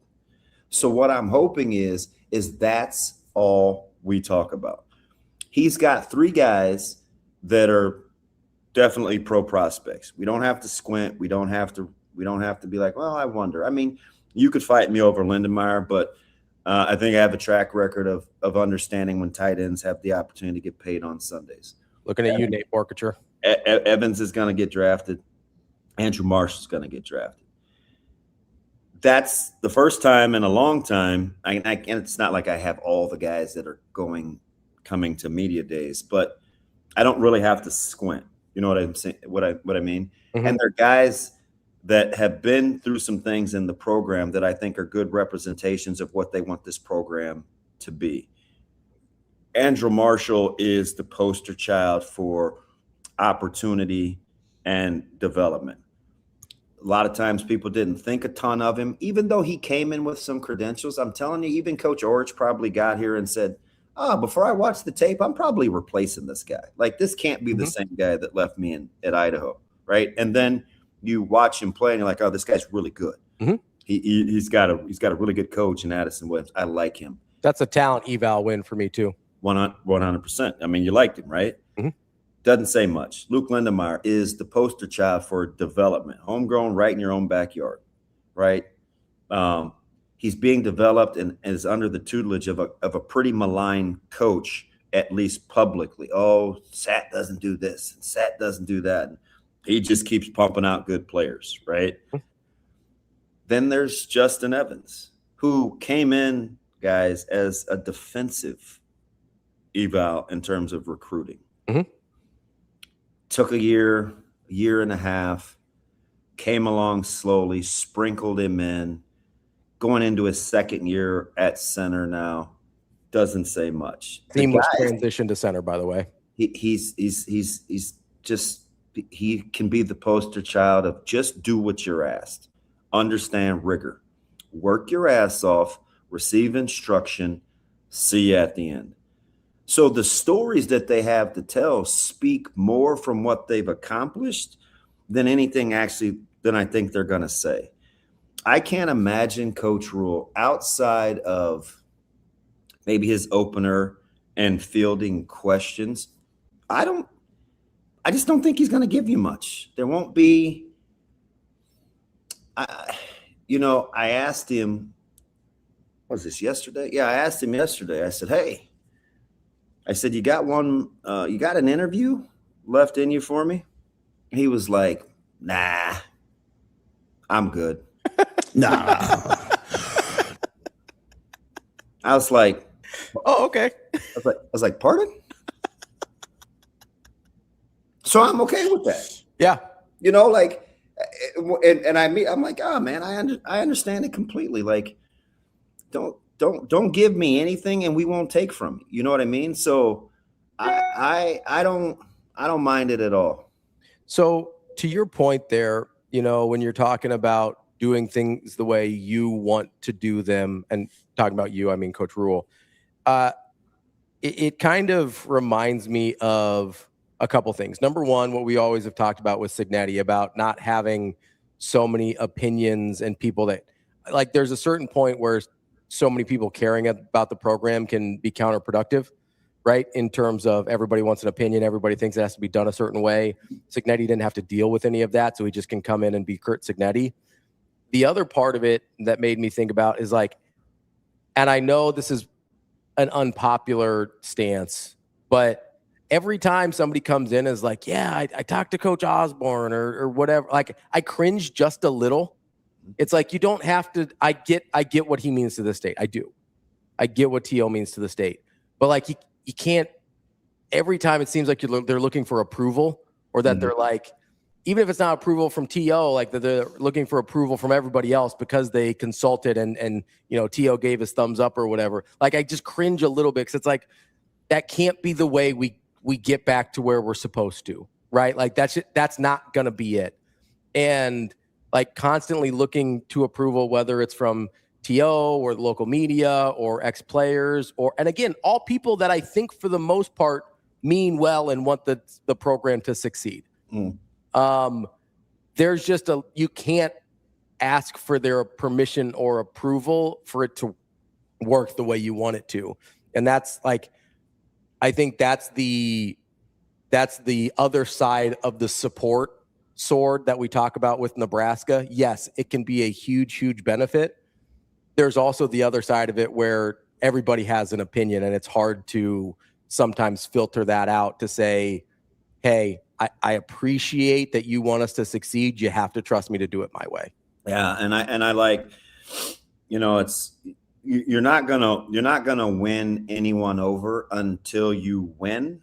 So it's just wasted energy, right? You only have so much bandwidth, and put it into, the BPSs. You want the speed on the internet, right? It's like, if you can only hold so many files, then those need to be the most important files, which is why I like some of the temperament that he's got in the building too, right? I mean, with the assistants or the players or both? So both, because you weed guys out that aren't for what the program is trying to embody, right? You got to do some hard things every day, right? The schedule is this in 4 months of OTAs. I made a big deal about 4 months of OTAs for a reason. right? I made a big deal about 4 months of OTAs because once they get football on film and they got spring out of the way early, they're going to put you through it, right? They know exactly what they're dealing with. They know exactly what they're working on and working towards. So you better piss or get off the pot. Yeah. And I think there are a handful of guys in this offseason that know that they've either had to get their ass in gear or you got to find something else different to do. And I love it because it starts in the weight room where you don't have to deal with any of that nonsense that happens out on the field and workouts when you set the standard of kicking tail in the weight room. Mm-hmm. And I like the way that Corey and Kristen and these folks have kind of put it together because they looked at the data from the first 3 years, right? We did this way. We had to get a little bigger. We had to get so they compile the results and they track the methodology and then you get to tweak it. So I don't think it's a bonus or a, skirt and pom-poms moment that you say, hey, this is the most competitive depth we've had in year 4. It should be the most competitive depth they've had in year 4. So I like that. And sometimes you have to just be able to take a step back and say, and not couch a comment by saying it's not where we want to be. Sometimes you just have to leave it right where it is. Hey, we're getting better. Mm-hmm. We're getting better. Hey, we've grown in this area. We're growing in this area. We need to get better. You don't always have to couch something because you're afraid to set the expectation level. Set the expectation level. You need to get better, right? You have to play better in November, which means you have to train for November's schedule. You have to get better late in games, which means you need to develop the temperament in the meantime that can push your ass through tough situations when it's nut cutting time in the fourth quarter. You cannot just talk about it. You have to find the guys, regardless of star rankings or where they came from, that are going to say to themselves, hey, you know what? Not my guy. When you get enough guys that say, hey, not my guy. My guy's not making that play. My guy's not getting me to the ground. I'm doing my 1 of 11. See, that's how you have to train. And I think that's one thing that they've done this offseason where it's like, if I know that player X and player Y are really close on the depth chart, you got to be able to look at that guy to the side and say, hey, man, I'm cheering for you. We're on a common goal, but I got this. And that other guy's got to look at you and he's got to say, nah, you know what? I got this. I'm not going to let you down. And then you let the chips fall where they may when you actually go out and compete. But you have to train in such a way where time doesn't matter. That's the part that I like this offseason. I don't want everybody going home all the time. I don't. And listen, hear my heart. Mm-hmm. A lot of programs do the things that Nebraska is doing. I'm not down on the procedure and protocol. I like the sense of urgency to tweak it in year 4. That's what I'm talking about. So don't confuse or misconstrue anything I'm saying about what was being done versus what wasn't being done. What I'm telling you is you need to take the data and look at the results and ask yourself, is this where we want it to be? And why didn't we get there? How did we get here? And then in year 4, you need to take a look at it and be like, where are we tweaking it? And sometimes it's the mentality and the messaging that's coming from inside the building. And I think that's what you're going to see a lot today. At least it's the feel that I think you're going to hear today. DB, what you mentioned yesterday and then you mentioned again today, kind of the competitive depth on the roster. So I'm looking at kind of the different position groups. I think there's some that jump out, obviously, with like the secondary. Seems like incredibly competitive depth there. Are there other, I think maybe even offensive line? Like there's a lot of places Sam Sledge would be a for sure starter. Gunnar Gatula's got starting experience. Like there's some guys on that offensive line that look at it. It looks like there's probably 8 guys. Gunnar Gatula played as a freshman. You think he's going to look at Babalade or Kanak or these guys and be like, "Oh man, here you go." And he wasn't physically ready, and he wasn't even Pete Gatula as a freshman. Yeah. Where else on the roster do you like that competitive depth? Not the running back room. Okay. I think the tight end room is they get along so well, and there's some like good like Sorensen and Danny King and Lendemeyer, like those are good guys. Like help you cross the street, get your groceries. Then you combine it with some Bonners and some Ingersons.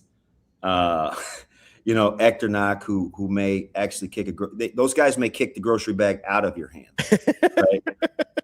So I liked that room too from a competitive standpoint, and they have a very demanding coach. Mm-hmm. So I like that. I like that too. I think the wide receiver room is very competitive. I think when Ja'Cory Barney has to look around and say, finally in year 3, I'm not bringing the most juice to practice.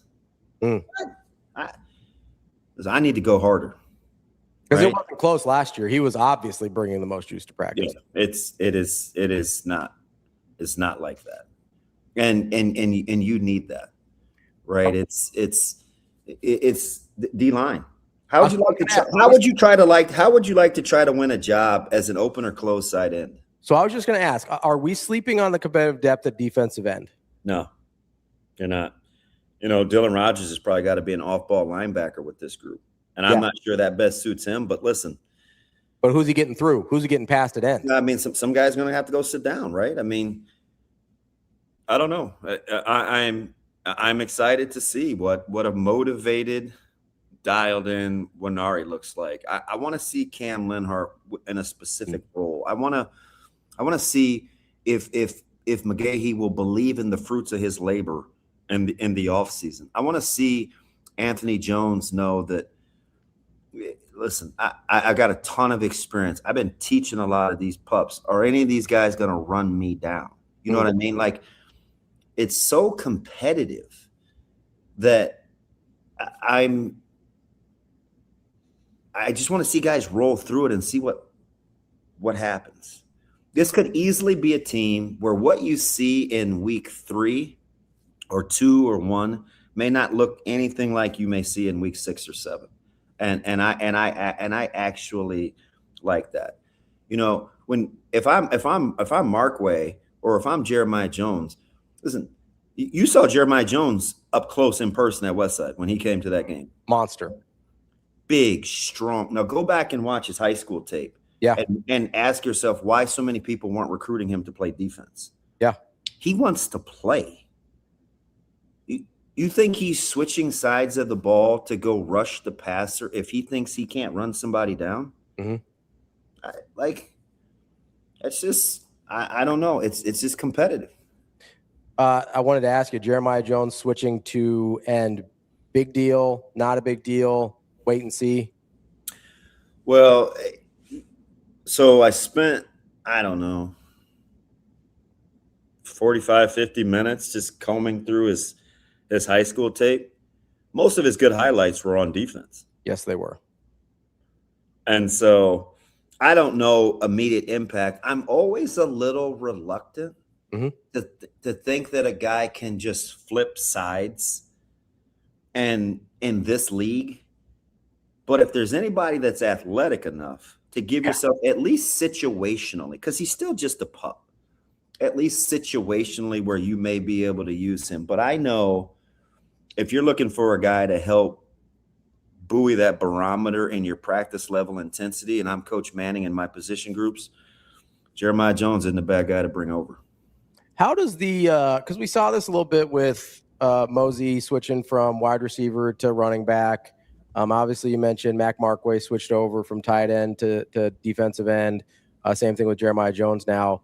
Like, are you familiar at all with sort of how, like, E.J. Barthel kind of made it sound like he fought for Mosey to be in his room? Like, are these guys kind of having, like, debates to be like, hey, no, let me have him. I can get him on the field. I think he could, like, how does that work when you're getting some of these position switches, or is it on an individual basis? Because it seems like sometimes they're fighting for the guy they want. Yeah, I think coaches do. They lobby. They lobby all the time. And I think you start with the player, and then you allow them, I think, to have the opportunity so you don't especially if you get guys that like have a strong opinion either way. A lot of times you'll be recruiting guys that are like, hey man, I think I'm better at this, but I'll go where you want me to. Mm-hmm. You got to be careful of those guys. Mm. They mean well, but it doesn't always end up well. You need a little more conviction. You need the guys that don't preface it by what they prefer. Because those guys usually have a spot that they think that they're better at. Now, sometimes you get these players that get a false sense of, they're just delusions of grandeur, right? Where it's like, yeah, you're not exactly like you think. Let's try this. Yeah. Right? Like you got to save them from themselves. But those guys are a little easier to spot, mm-hmm. right?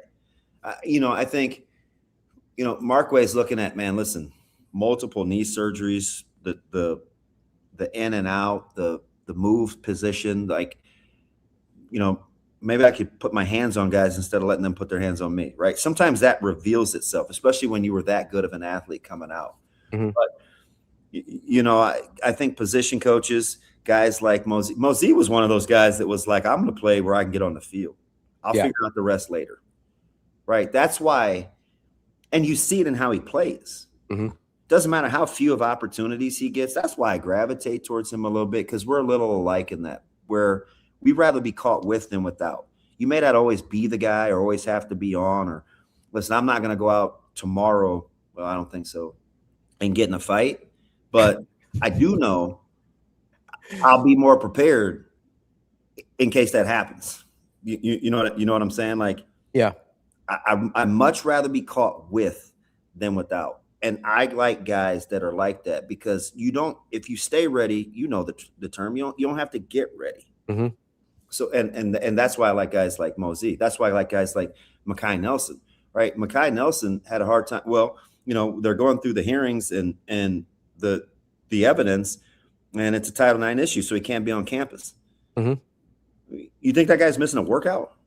He's looking for people to film him so he can send that film back to Coach Barthel, so he knows that he's getting that work in, even though that he's not on campus. See, those are the guys that you need near your program, because they're willing to do whatever it takes to put themselves in positions to have success. That has to come through being motivated through how you work out and what your culture is. Get your ass out of bed and get to workouts. It's going to be a 7-8 hour day in the off season. Yeah. Just know that going in with your OTAs.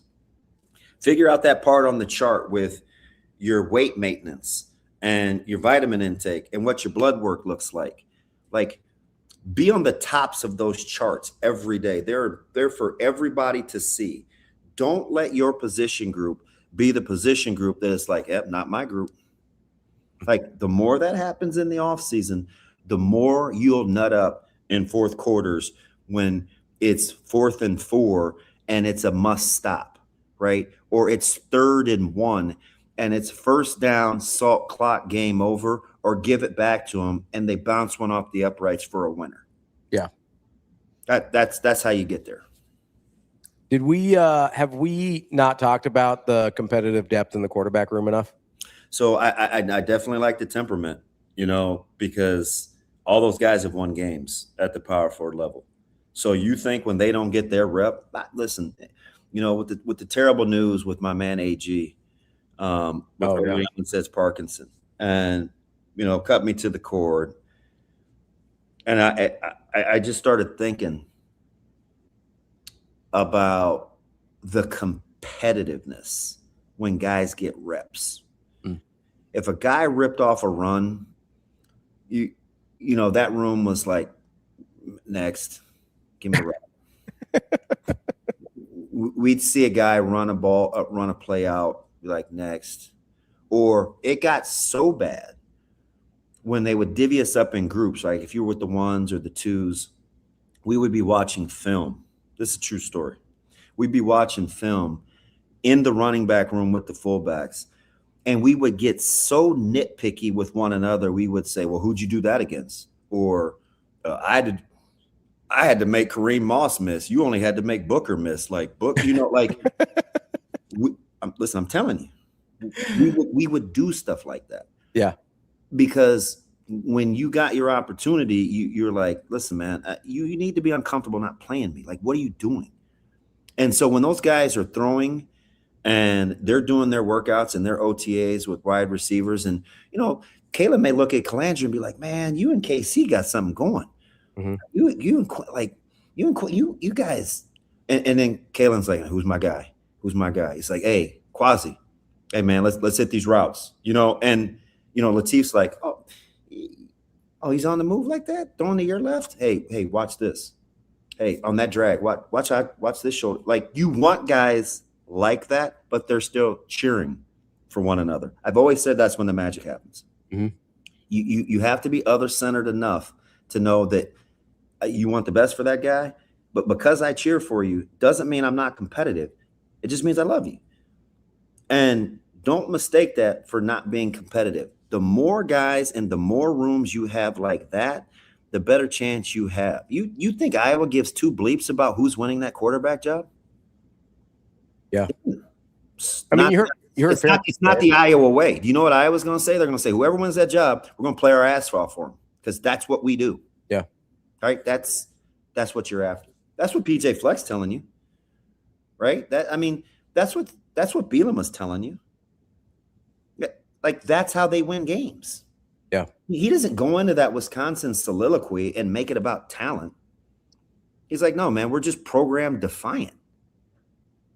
At some point, you just have to be tired of being tired. That's DB. Great stuff, DB. As always, enjoy the time in Chicago. I hope you get some better food at some point today. Yeah, I don't know what the eating schedule's. Hey, can I ask you one question? Yeah. I'm pressing my own coat because I didn't bring a jacket or a hanger. I usually send my suits to get cleaned. Yeah. Is there a way with the ironing board where I don't have to isolate the single sleeve or put my hand underneath it to iron?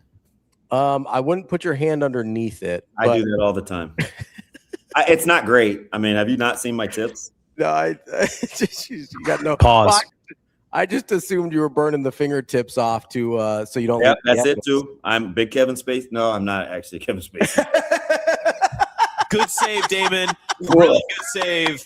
Yeah, out on that guy. Good job. Out on that guy. In on the movie 7. No, the best way to do it is What's in the box? The best way to do it, if you got an ironing board, is to put the arm like down one way and set it away from the rest of the coat, like extend the arm out and then do it on. I'm definitely starting with the arms first because I don't want my back. I don't want the back wrinkle. Yeah, because once you do the arms, you can like almost put the suit or the jacket on the ironing board, like the ironing board's wearing it, so the arms are dangling on the side, and do the back that way. You know what I'm saying? Yeah, I got you. You guys, I shouldn't. I'm gonna give you one a day. Big Kevin Spacey guy, DB. Well, you get me all fired up, man, and so I'm like, I don't rock with Kevin Spacey. All right, just for the record, DB out on Kevin Spacey. We appreciate it. We'll talk to you later, buddy. All right, champ. Be well.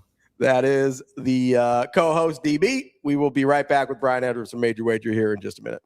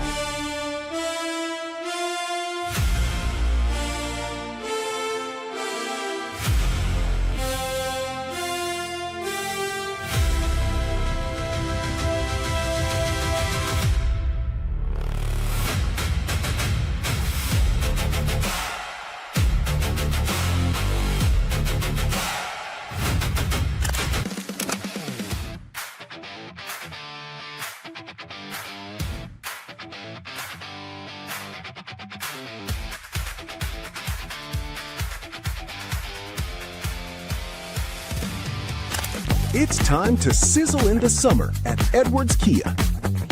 Lease the 2026 Kia Sportage EX starting at $249 a month. Turn up the heat on your next lease. This July, the savings are as hot as the season. We've also got the 2027 Kia Telluride S starting at $449 a month. Don't wait. Sizzle into summer this July at Edwards Kia. It pays to make the drive to Edwards Kia.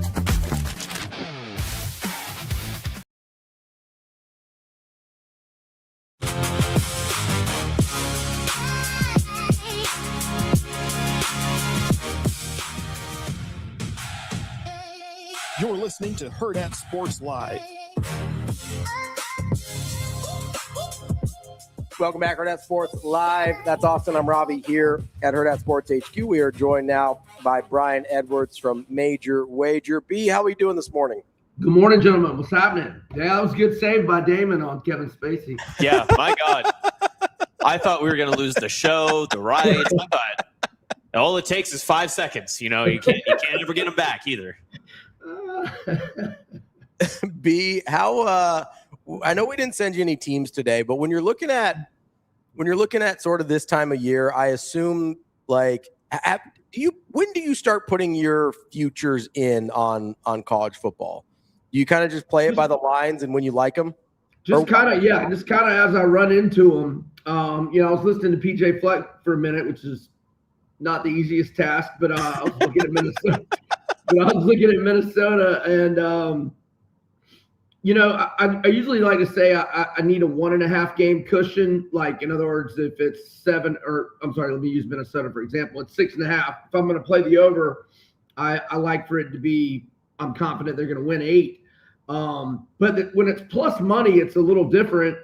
And I'm looking at Minnesota, and I'm thinking they get to at least 7, and it is plus money. So I'm kind of a lean there. So Drake Lindsay, I'm on the radio in Little Rock, and kind of interesting because he's from Arkansas. He might be specifically from Little Rock. I'm not positive on that. But the Hogs didn't even offer him a scholarship. They wanted him to walk on, and that's why he went to Minnesota.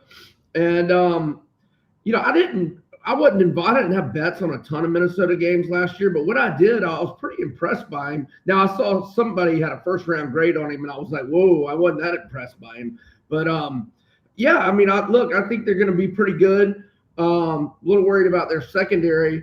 But they got 6 starters back on a defense that was not great last year, but pretty good. I think they're going to get pretty good quarterback play. And the schedule works. And I think they get to at least 7 and maybe 8. I initially marked them 4-3 with 5 swing games, but the 5 swing games, multiple ones are at home, which I think they should probably beat UCLA at home. Now Mississippi State, I think Minnesota will be probably a 3.5, 4-point favorite there. So I would think they win that. Michigan at home is another swing game. Iowa at home is another swing game. And at Wisconsin's another swing game. If they get Mississippi State and UCLA, they would just need one of those 3. 2 of them are at home and one of them at Wisconsin. Yeah, so I'm going to lean to Minnesota since it's plus money on over 6.5. When you're looking at teams that play like a Wisconsin, for example, how much do you consider at what point in the season they're playing them when you look at a coach like Fickle, who you go, might be on the hot seat. Minnesota ends their season with him. How do you kind of look at that when you're looking at coin toss games or swing games and you go, I don't even know if Fickle's going to be the coach. Is Wisconsin playing for anything at that point? Like, do you factor that in at all, or is that just too many variables for you to work with? No, sometimes you do, especially if you think it's going to be mid-season. But, sometimes teams get a jump from usually the first week. Like, I had an old handicapper friend, Dave Koken, who passed away a couple years ago. He didn't care what the sport was. The first game with the interim coach, he bet on the team with the interim coach every game, and I don't have any stats for it, but I feel like it does really well. It hits a lot. First game now, the first game. But it hits quite a bit, yeah. Yeah. So anyway, with Wisconsin, I marked them 4-4 with 4 swing games. I've got their swing games being – let's see.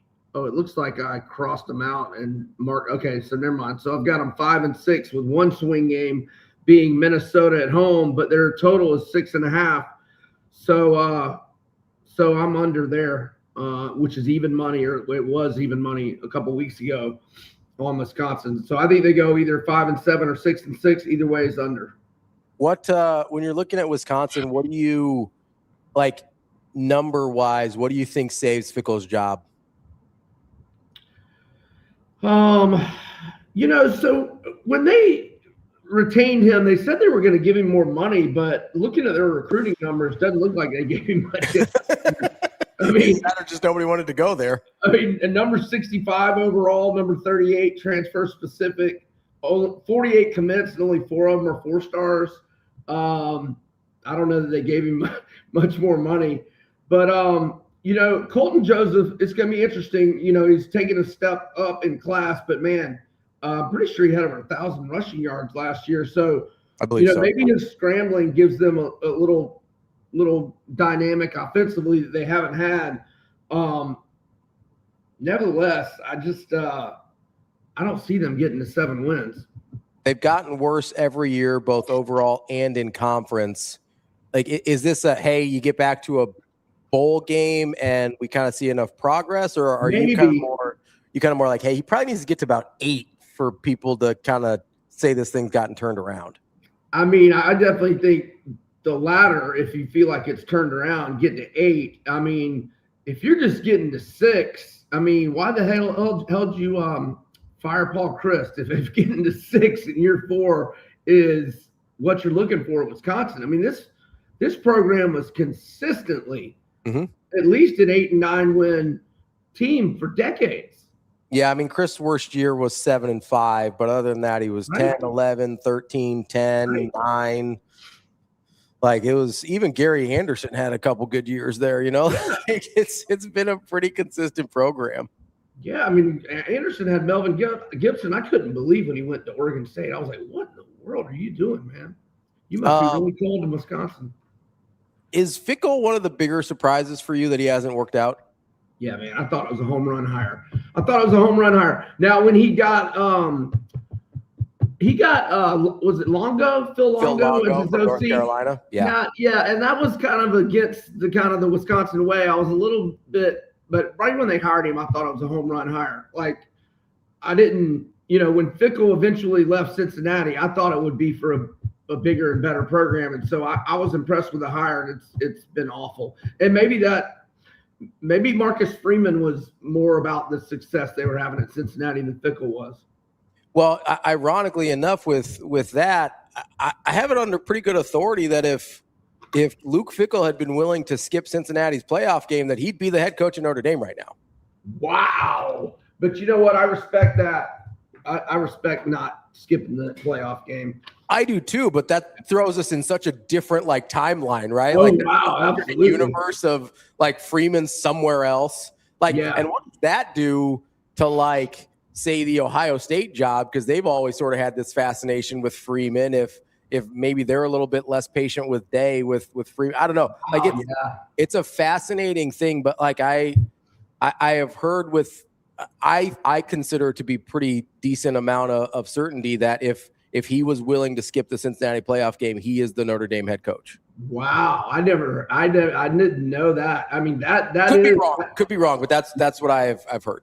That's wow. That would change the dynamic multiple places. Not exactly like the Miami Dolphins trainer not clearing Drew Brees for Saban. The Dolphins instead of Saints, which Nick Saban would have stayed with the Dolphins and not gone to Alabama, and boy, that would have made my world a lot better the last 2 decades. So I got a real quick question, and we'll let you go here. DB was talking about earlier the sort of the expectations of sort of doing things a certain way when you're at a place like Nebraska or when you're at a place with a certain amount of history, right? I'm curious with you at Florida. You've had a couple different coaches win national championships with Spurrier and Urban Meyer, obviously, and then you've had a lot of coaches sprinkled in that have had varying degrees of success, from Ron Zook to Jim McElwain to Dan Mullen to I think Muschamp was in there for a hot second. You've had a lot of guys with varying degrees of success. Not much success, but yeah. I mean, Mullen had a couple good years. I thought Mullen did great for 3 years, and then year 4, he just didn't fire Grantham, and he kind of checked out, and the relationship with Strickland soured. I'm sorry, I cut you off before you were about to ask a question, didn't I? No, you're okay. I agree with you. I think Mullen had one bad year, and they fired him for it. But so my question is, like, with Florida, obviously you guys have Summerall there, and he's coming over from Tulane. But, like, is there this sense of, like, hey, we want it to look or feel a certain way? Or are you guys just like, hey, just get us back to college football playoff contention? We're cool. We don't care. Like, we don't need it to feel a certain – because we brought up with Wisconsin. As soon as Fickle hired Phil Longo, we were all like, I don't know if that's going to work. Right.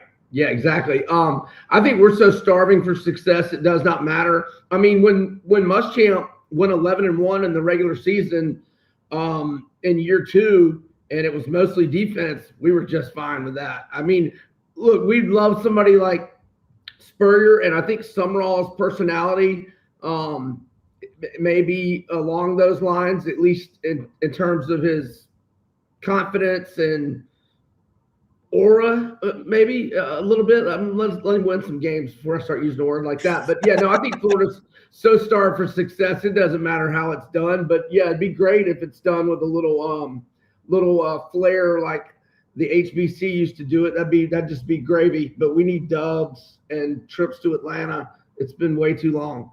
That is Brian Edwards from Major Wager. Beat, we appreciate the time as always. We'll talk to you next week, buddy.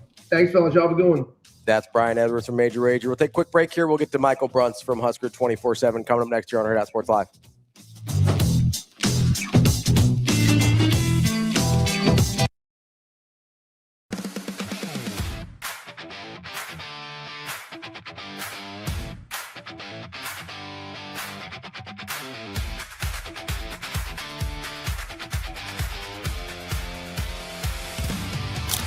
It's time to sizzle into summer at Edwards Kia. Lease the 2026 Kia Sportage EX starting at $249 a month. Turn up the heat on your next lease. This July, the savings are as hot as the season.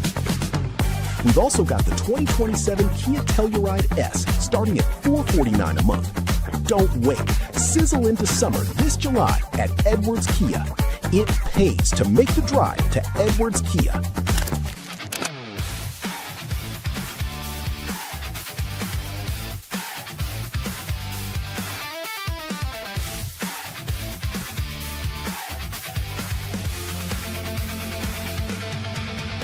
Feeling tired? Foggy? Just off?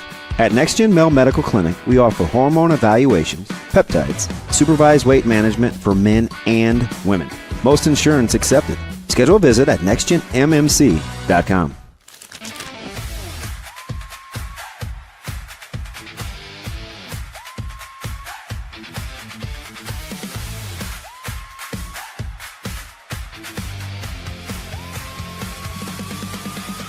It's pretty easy to learn that when you spend time in the outdoors. Mm-hmm. The first couple of times you're just sitting there in the quiet.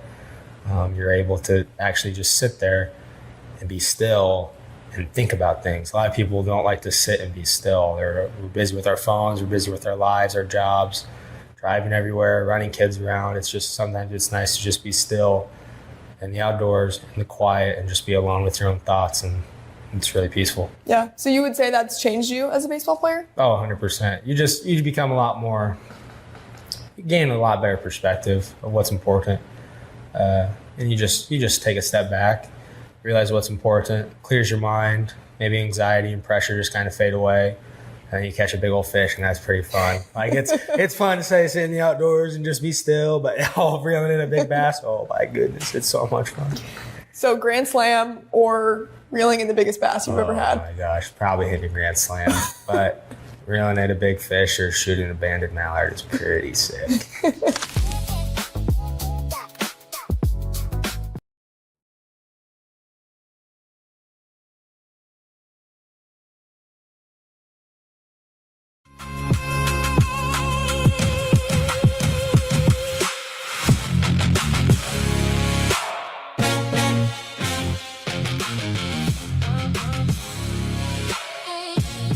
You're listening to Hurrdat Sports Live. Welcome back, Hurrdat Sports Live, presented by Next Gen Mail Medical. That's Austin. I'm Ravi here at Hurrdat Sports HQ. We are joined now by Michael BRUNTZ of Husker 24/7. BRUNTZ, how are we doing this morning? Not bad. How's it going? Good. Are you in the great city of Chicago? Yes, I am. I'm here, and I'm ready. BRUNTZ, the hair looks immaculate today. Thanks. It's I've been working on it all off season. I see you're in full media days mode, right? You've been listening to a lot of coaches, it seems like. How have you had a chance to listen to a lot of the guys so far? No, I not much. I got here last night, so I've not been doing the conference rounds, which I picked up a little bit here and there. I don't know about you guys, but it feels like, Brett Bielema saying what he said, kind of being like the story of day one. I don't like that. Doesn't seem like something to me that, is a huge deal or really should register, but that's kind of the direction of these things nowadays, I guess. But yeah, it's we'll hopefully learn some things from Matt Rhule and some players. And then we're 6 days from the start of fall camp and we're off and running. BRUNTZ, can I, just from the national perspective, because Big Ten Media Day is obviously different than what we're going to get from the local media that'll ask Rhule questions when it comes to the start of fall camp. Is there something from the national perspective that you're expecting Rhule to get asked that he'll have to answer on? Maybe something that we as the Nebraska fan base and the media have moved on from? Is there something you think he might have to retouch on? I mean, there's enough kind of big picture topics out there that I'm sure he'll get asked. I mean, I think he's always kind of a popular stop for national writers just because he's typically willing to weigh in on the issue of the day. And there's a lot of issues of the day right now. I mean, I'm sure the 5 for 5 stuff will come up. I'm sure that, NIL things will come up. You've got the apparent deadline today of this, stuff that's weaving through or trying to be weaved through Congress. So I'm sure there's a number of those topics that he's going to get asked about. But I'm guessing, especially with him, that the rev share thing will come up. It always seems like it kind of comes back to NIL and that kind of thing. So I don't think there's just like one topic, and it's funny. The way they used to do this event, a coach would have to sit there for 2 hours. Like it was a 2-hour sit down at essentially just a round table, and you'd get some big picture questions, you get some oddball questions, but it's a little bit more streamlined now. It's only like a half hour, so I'm sure there'll be a few, but there's really kind of not a lot of time for that stuff anyways, just because it almost kind of feels like at times a regular media availability that got moved to Chicago. Do you think he'll get asked about Mekhi Nelson's status? Yeah, I do. I saw Troy Dannon said yesterday that that he is, at least from the institution's perspective, eligible. Matt Rhule hasn't addressed it yet. He's going to have to, the running back overall is going to have to be addressed because you've got Nelson's situation. You've got Tyke Hayes was added since the last time that Rhule talked to media. So just the fact that position group, you're trying to replace an All-American with a big group of guys that don't have a ton of experience. So that's going to be, I think, towards the front of the topics, and I think he'll be asked about that, and we'll have to address that. BRUNTZ, when you're looking at questions from non-Nebraska media, you think more likely, or which one do you think he gets first? A question about Dylan Raiola or a question about Mike Ekeler?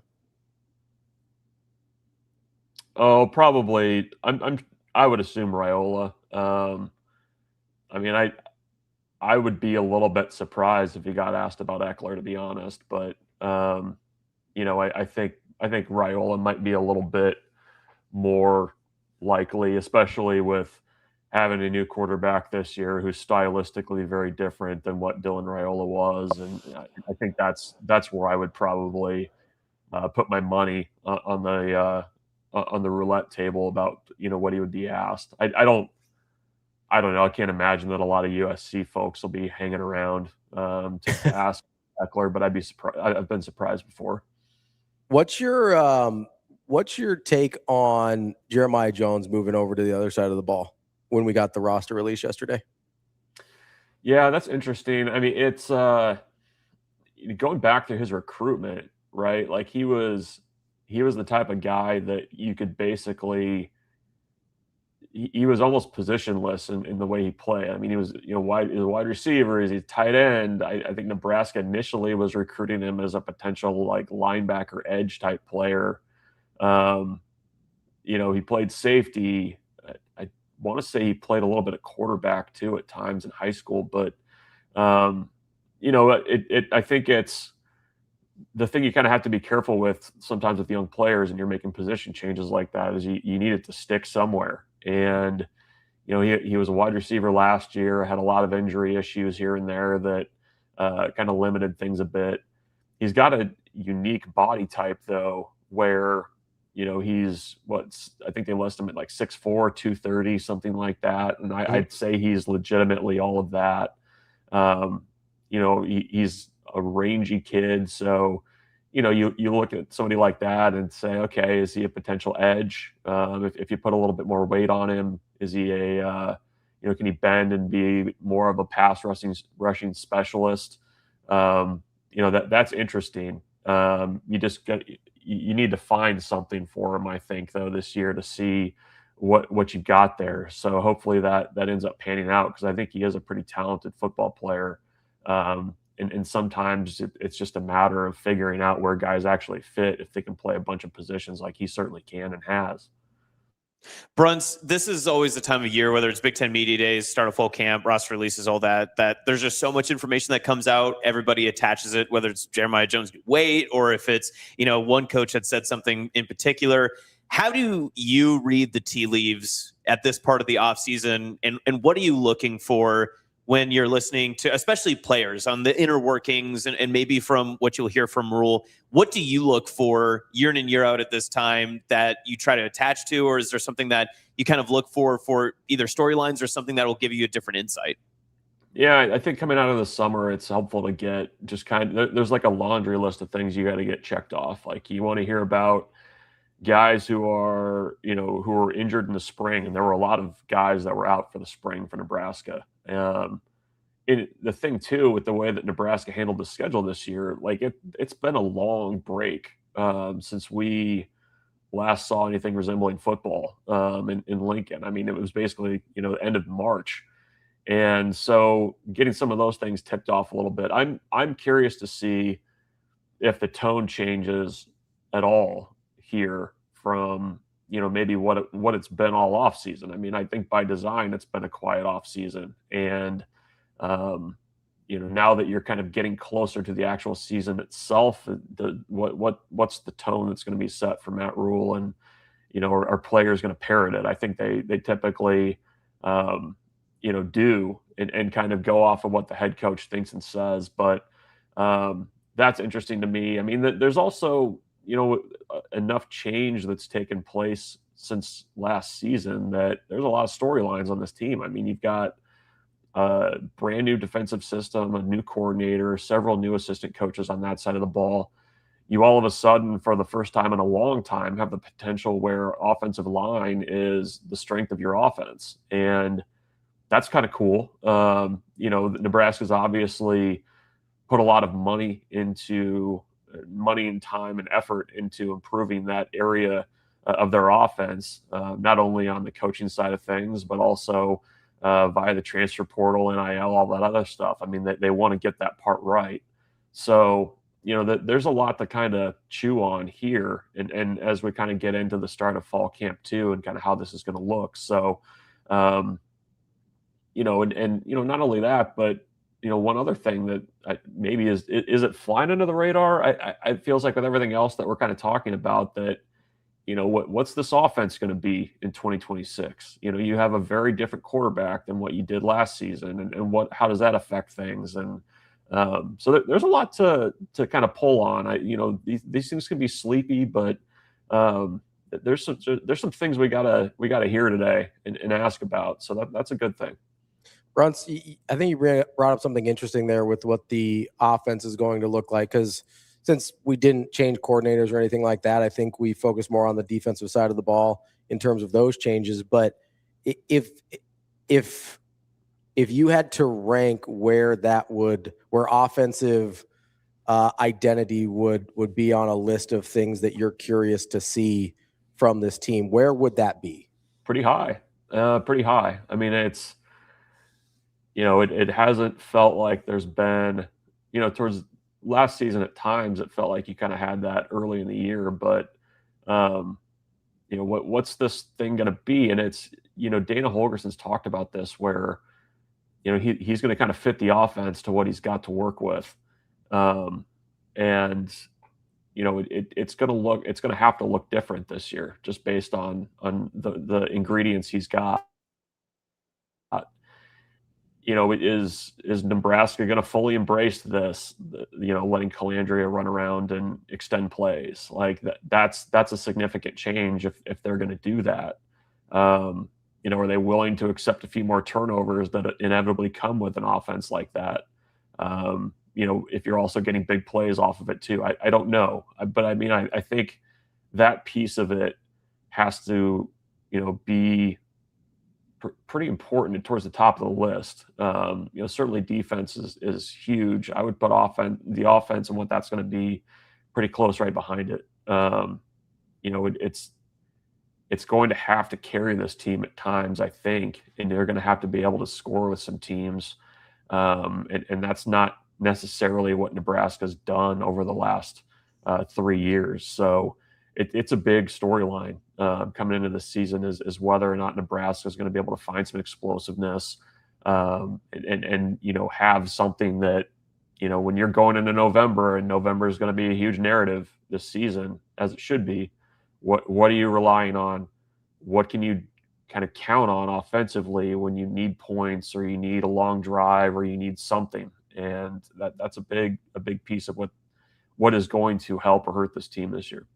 BRUNTZ, how much would you push back if I gave you the following statement, that Nebraska looked like they had the most identity on offense last year against UCLA?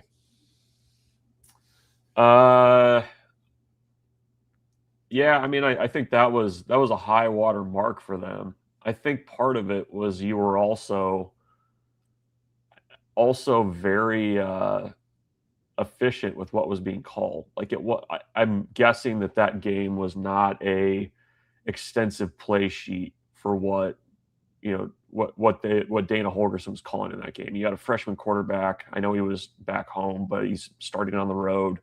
And I think the circumstances of that game necessitated that Nebraska was going to be a little bit more dialed in on what they were calling, a little bit less of maybe what they had in the toolbox for that one. And you're going to rely more on Emmett Johnson.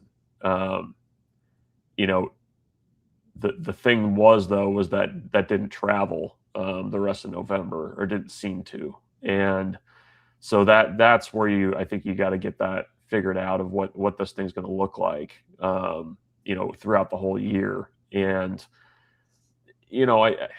I don't know. I mean, I think at times Nebraska felt like they had it last year. I think part of that though was just, you've got a really good running back who's really durable, and you're going to ride him as far as you kind of could.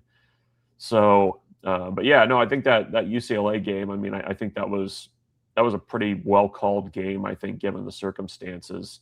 And TJ Lateef, to his credit, really went out there and executed, I think, what Nebraska was asking him to do. I guess on that same question, just on the opposite side of the ball, obviously new defensive coordinator, all that sort of stuff, BRUNTZ. But was there a game last year where you can say there were individual players that showcased what you think the identity of this year's team will be, sans the scheme and everything else? Was there a game or moment that sticks out to you about what you feel the, I guess, type and I don't even know, like the attitude of what this team could be going into 2026 is under Orich? Yeah, I don't know how much carryover there is. I'm interested to see how that works. But I mean, last year, I mean, if you're pointing to a game where, Nebraska was, for the most part, pretty dialed in on that side of the ball. I mean, I thought USC, coming into Lincoln and the way that Nebraska was able to kind of manage their passing attack, I thought was a pretty, to make that happen. That was, when you look at USC's numbers from last year, I mean, that game itself is a huge outlier for how much they struggled But, overall, I mean, it's tough with the defense because the way that Nebraska limped into the clubhouse in November, what are they going to bring along? I don't know. I mean, I think that's why you've got a new coordinator, why you've got new assistant coaches that are there with that coordinator is to kind of, take whatever attitude you can from last year and really kind of shake things up. I mean, the part of the secret sauce of Rob Orich is that he's able to flip things pretty quick, and he's been able to do that at multiple stops. So, I mean, I think, kind of getting guys playing confident again is going to be really important. I mean, I think there's guys that are key pieces of this defense that had years last year that, they just kind of needed some good things to happen. And I think that's going to be part of the work that Orich and those coaches have to do this season and going into 2026 is not only just schematic, technique, all that stuff, but you just need guys kind of playing with their hair on fire a little bit. And I think it's easier to do that on defense too. I mean, think about, the way that Tony White came in and really kind of shook things up his first year. I mean, that was very notable and different with the way that Nebraska was playing. Bo Pelini back when he was a defensive coordinator in 2003. I mean, that was, there were scheme pieces there that were certainly unique, but I think he just got guys to buy in and play hard. And I think kind of getting back to that and getting more consistency with that is going to be really important defensively for them this year rather than, maybe a scheme thing or something like that. That's Michael BRUNTZ, Husker 24/7. BRUNTZ, I know you got to get over to Media Days. We appreciate you spending some time with us this morning. We'll talk to you later. Sounds good. Thanks, guys. Thanks, BRUNTZ. That is Michael BRUNTZ, Husker 24/7. Let's take a quick break here. We'll get right back into it. That's Austin. I'm Ravi. It's Hurrdat Sports Live.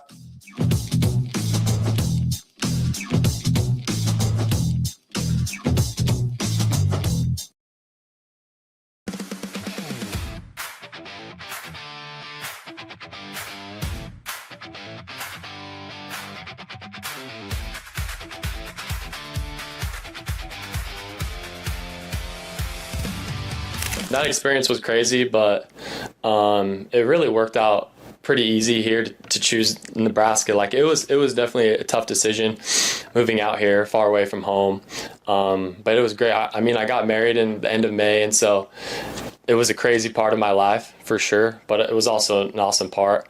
I think what drew me here was, every piece that I was trying to look for, team, chemistry, play style, coaching staff, everything like that. Like everything here in Nebraska is fantastic.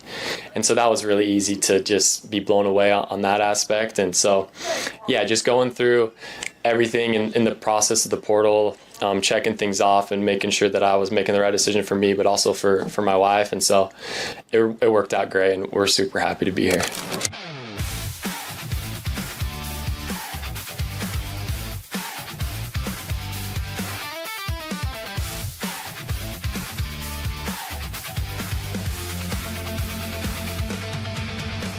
It's time to sizzle into summer at Edwards Kia.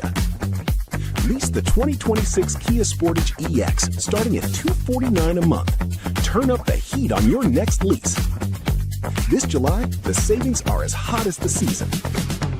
We've also got the 2027 Kia Telluride S starting at $449 a month. Don't wait. Sizzle into summer this July at Edwards Kia. It pays to make the drive to Edwards Kia.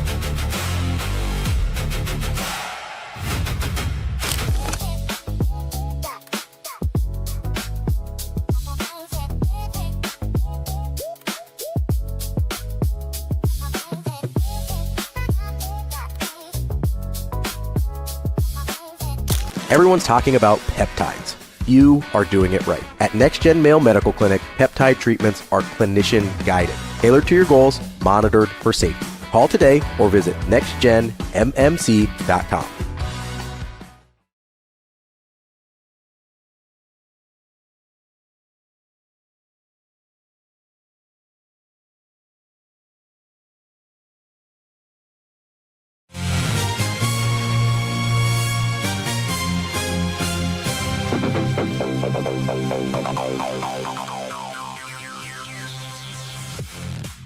You're listening to Hurrdat Sports Live. Ultimately conceptual. We'll refer to the past and we'll look back on exactly what we were and how we've done it at other places. But at the same point in time, just understand that I understand, the gravity of exactly where we're at and just how good these coaches are, just how good these players are, just how tough these venues are to play in. I get all that, right? And for me, it's got to be about the foundational elements that we bring to this program that I think travel regardless of the level you're at. All right. I understand, what we're walking into. And I know that not only me, but our players also look forward to having an opportunity to represent UCLA on this national stage within the best conference in America. Welcome back, Hurrdat Sports Live. That's Austin. I'm Ravi here at Hurrdat Sports HQ, reminding you to give our friends over at Next Gen Male Medical a call, 402-614-9700. Whether you're trying to lose a little weight, maybe you need a little pep in your step, maybe you're like DB and you're, thinking you can run 30 miles an hour to catch up with a car and you want to see if you can do it, you're definitely going to need some help. Next Gen has you covered. 402-614-9700. Not just for men either. They also help out women with hormone replacement and anything else. They'll listen to you. It's not just a come in, get prescribed testosterone, get out. They will listen to you. They will help you find what's best for what you want and what you need to feel your best. Give them a call, 402-614-9700. It's Next Gen Male Medical. Can they help you land a plane? They'll probably help you focus up. The actual landing of the plane, I think, is going to be on you. And I don't like our chances. I think we decided in the break here, Rico would be overconfident and eat it for sure. How dare you? You would be about to land it, and then you'd crash it for the bit. Yep. It'd be more fun that way. Rico would be like, do a barrel roll. And you'd be like, no, you have to say it right. Do a barrel roll. Why is that? Where's that from? Why is that the right way to say Star it? Fox. No one. Okay. Okay. Nerd. How much? Listen, I'm gonna ask a question. You got me. Do you want to do a dollar bet right now? Sure. Without me asking the question, you want to do a dollar bet? Yeah. All right. Shane, did you understand that reference? I did not. Wait, so who won I which owe him a dollar. Okay. I knew exactly what it is. Those are grants. You wouldn't understand. You're not one of us. I'm not one of the producers. I don't understand. What was it? Do it again. What was it? Do a barrel. Do a barrel roll. Well, what is that off of? Starfire. He just said it. Shane, once again, not listening to the show. The other day, they had brought cookies into the office, and so the entire conglomerate of Hurrdat Sports went upstairs to find the cookies. Yeah. And they were white chocolate and chocolate chip cookies. And I took one, and I showed it to Rico, and I was like, look, it's us. And then Joel walked by, and he goes, look, it's all of us. Good stuff there from BRUNTZ. We appreciate him joining us. Good stuff from everybody. Yeah, no, it's been a good show today. I did want to get to something that we didn't get to yesterday. And that was part of the reason I asked BRUNTZ about whether he thought Rhule would get a Raiola or an Ekeler question, because I was actually kind of surprised. Now it was from a Nebraska media member, our friends over at NCN News Channel Nebraska. And so that makes it less surprising. But I think it was the very first question Lincoln Riley got from the crowd was a Mike Ekeler question. And I think we've got the clip. Yes. If we can play it real quick here. All credit to News Channel Nebraska. His energy, his attention to detail, I think his emphasis on the fundamentals and how he teaches that is very unique. And it was just something that fit for our program. It fit from our special teams. It fit from him also being involved, certainly in coaching our linebackers. And I think it was a huge addition for us. I mean, the special teams are certainly, obviously, a huge part of any championship team. And with the roster we've built, we feel like we have a chance to be very, very good there across the board. And a guy like that, I think, makes you better the day that he walked in the door. And then we've certainly felt that energy, that excitement, and his expertise up to this point. So the Mike Ekeler question is kind of interesting as it pertains to Nebraska, right? I think it's pretty obvious based on kind of how things played out. Like, Nebraska offered him an extension. He wanted either, I don't know if it was more money. It sounded like more responsibility. He wanted to also coach linebackers, which he's getting that opportunity at USC, obviously. But there was obviously a disconnect on what Ekeler wanted his role to be here versus what Coach Rhule wanted his role to be here. And so, we heard the term alignment quite a bit over the course of the first couple days. And normally they're talking about president, AD, head coach, but it's also really important within the coaching staff, as DB has talked about quite a bit, including today, about having sort of alignment within the coaching staff and having the right guys in the building. Now, to that point, Lincoln Riley's right in the sense that Nebraska's special teams got better the minute Mike Ekeler walked in the door. They also still were not good enough, right? Like, and I know you've got a bunch of punting stats from Archie Wilson that we brought up earlier in this week. And if you still have them, and we can kind of go through them a little bit here, like, Nebraska's biggest advantage of Mike Ekeler coming last year was it basically shored up all the disastrous mistakes, right? Like, they stopped giving games away on special teams, which is a huge deal. And I am not discounting that whatsoever. I also think he's got some pretty good concepts. He's got a really good history of having successful special teams, right? But there were also a bunch of areas where Nebraska wasn't very good in special teams last year, particularly in punting, right? Under 40 yards per punt, gross, like average, not even net. Not great starting field position. It just was a thing where you go, okay, you stopped losing games on special teams. But I think when Nebraska hired Mike Ekeler, and I think when USC hires Mike Ekeler, they assume I think we wanted that to be a place where you could actually win some games, not just not lose them. And we really didn't see that. Yeah. And so there was a couple of these punting stats that are very interesting to go through. So what I did, and again, we touched on this a little bit ago last week or so with you and Damon. There were 37 total punts from Archie Wilson in 2025. I broke it down with the average starting punt position of the punt, the average punt yardage, which you can look up pretty easily, and then where the opponent's average starting drive position was following a punt. So this took in all of those punts, and then also just some specific stats and some interesting things that were here and there. One thing that I wanted to make sure that we got this cleared up, the average punt, if Nebraska was punting inside of opponent's territory, a punt that went from Wilson that continued into opponent's territory only had 4 of those chances. All 4 of those ended as inside of the 20. So he did his positive. Yes. So he did his job in that sense. What was very interesting is that the average starting punt position for Nebraska was at their 34, and the opponent average starting drive position was at the opponent's 26. Now, when you look at that, you say, okay, about a 40-yard punt, that's pretty good.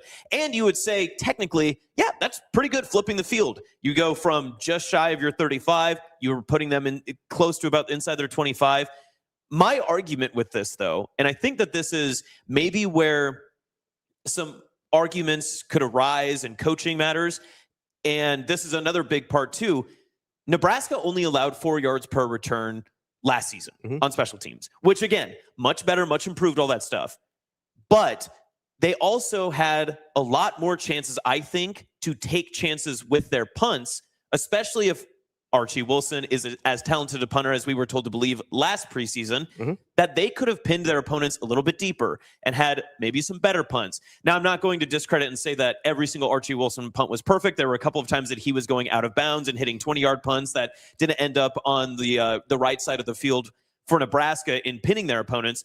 But when you average 40 yards per punt, I think you're leaving a lot of meat on that bone where you could put an offense that you're facing even further back into their own, depth. So that way you're putting them at a bigger disadvantage. They have to take more plays. It takes more opportunity for them to get down the field.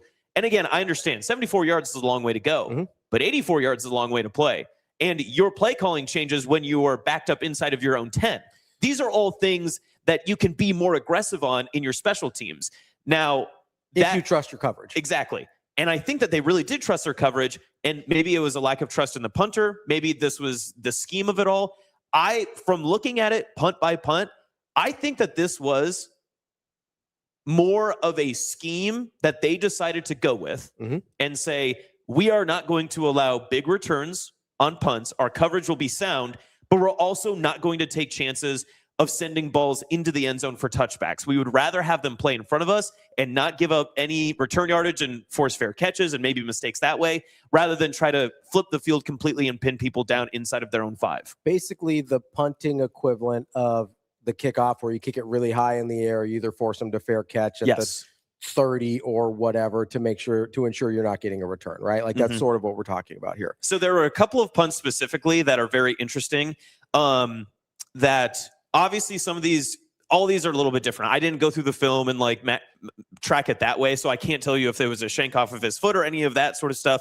One that was very significant and interesting to me, here's a few of what I'm talking about. The Michigan State game. Punted from Nebraska's 44-yard line, and it was down to the Michigan State 30. No return. Horrifying. Not great, right? That ball, if you're punting from your 44, has to be inside the 20. You have to flip the field. Has to be inside the 20. Nebraska punted from their own 42. It went out of bounds at the Michigan State 40. 18-yard punt. Yeah, not great. Horrifying. That has to be inside their 20. Here's another one. And again, this is, in terms of when you see and hear the stat for the first time, because I made this mistake. That you hear and see it, and you're like, that's actually not that bad. But when you do think about it in terms of the actual game, it's much different. Punting from Michigan State's 42, downed at the Michigan State 12. How different is your offensive play calling from your own 12 to your 2? Yeah. And listen, I get that's a big ask. Yeah. I do. I get it's a big ask to be able to consistently get it inside the 5-yard line, right? But there is a huge difference if you're able to do it, right? If you're able to get people, like you said, calling plays at the 18 versus the 6 is hugely different, right? And not only that, those were home games. Yeah. Like we're talking about games that Nebraska had their home crowd. How much more amped does Memorial Stadium get when the ball gets pinned inside of the 5 and you know that the crowd can make a difference because any false start backs them up even closer to their own end zone? I mean, you can make more mistakes the closer they are to their own goal line. Also, how deflating is it? You drive, you get to the 42-yard line, you kick it, you're like, okay, at the very least, we're going to pin them deep, give our defense a chance to be in a good position. Michigan State starts with the ball at their own 40. Like, that's a horrifying result there, right? And that happened a couple times in that game, and that happened several times kind of throughout the season. And to your point, where you kind of look at this and you go, this isn't something that helps you win games. Again, maybe doesn't actively lose you games by missing snaps or muffing punts or whatever. But when we talk about hidden yardage and leaky yardage and things like that, when Nebraska's losing to Michigan by 3 and USC by 4 and whatever else, right? Yes, there was some blowouts at the end of the season. I understand that. But when your margin is that small within some of your wins and losses, I mean, it's a 3-point win against Cincinnati, right? There's some close games in there where it's not always the disastrous play that loses it for you. And I'm glad that got cleaned up last year, but there is another step forward. And maybe Ekeler would have taken that step this year. I don't know, right? We aren't going to get that opportunity. What I do know is if you look at Ekeler's history, he doesn't stay anywhere very long. He just doesn't. Go look through. I mean, Tennessee was a longer tenure before he came to Nebraska. I still think it was only like 3 years. Yeah. Like he's pretty. I mean, I'll bring it up right now. I've done this. I've looked at this before. There's not very many places he stayed more than a couple years. Like he gets in, gets out, and yeah, he was at Tennessee for 3 years, North Texas for 1, Kansas for 1, North Carolina for 2, North Texas for 1, Georgia for 2, USC for 1, Indiana for 2. Nebraska for 3, LSU as a GA for 3, Oklahoma as a GA for 2. Like Tennessee is literally his longest tenure. It's just he's a guy that doesn't stay anywhere very long. And so you do wonder about his alignment within his coaching staff a lot of the times. And we forget that he didn't have a contract extension at Tennessee when he came to Nebraska. Maybe he would have got one. I don't know, but he didn't have one, right? He was available. And so I just think it's really, really interesting. And that's not to say he's not a great special teams coordinator, because he clearly is. They've been successful everywhere he's done this. And I would argue he's a good linebacker coach too. We saw it in Nebraska when he was here back 08 to 10. We've seen it at a bunch of different stops where he's been a good linebacker coach. I just sit here and I go, okay, if we're focusing on alignment so much within both the university, the athletic department, and the coaching staff, how much more valuable is it to have let's say a really good coach that doesn't align with how the head coach wants to do things, or even just personality wise, maybe doesn't fit the roster and the room, versus a coach that maybe isn't as heralded. We really don't know anything about Brett Maher as a special teams coordinator, but is lockstep in line with what the head coach and what the program wants to be. Because that's really what we're talking about with like Rob Orich on defense, right? Rob Orich, the Corey Brown, like Lonnie Teasley, Jeep Wade, Roy Manning, like all these guys that got brought in.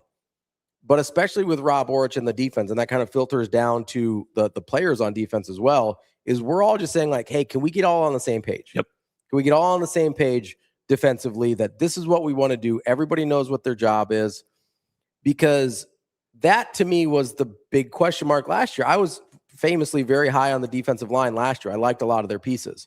It didn't work out that way. I don't think it's because none of those guys are talented. I think none of them knew what they were supposed to do at any given time. And hesitancy makes everybody look like a bad athlete. Everybody. I don't care whoever you think the best athlete of all time is, pick a guy, pick any guy. I know you guys give me a hard time. I'll be like, well, what about Bo Jackson? Sure, pick Bo Jackson. If Bo Jackson looks hesitant, he doesn't look like as good of an athlete, right? If Michael Vick is hesitant, that guy doesn't look like as good of an athlete anymore. Like when you put doubt into someone's mind, that will make you look unathletic faster than anything outside of like an injury where you're actually physically hampered. Right.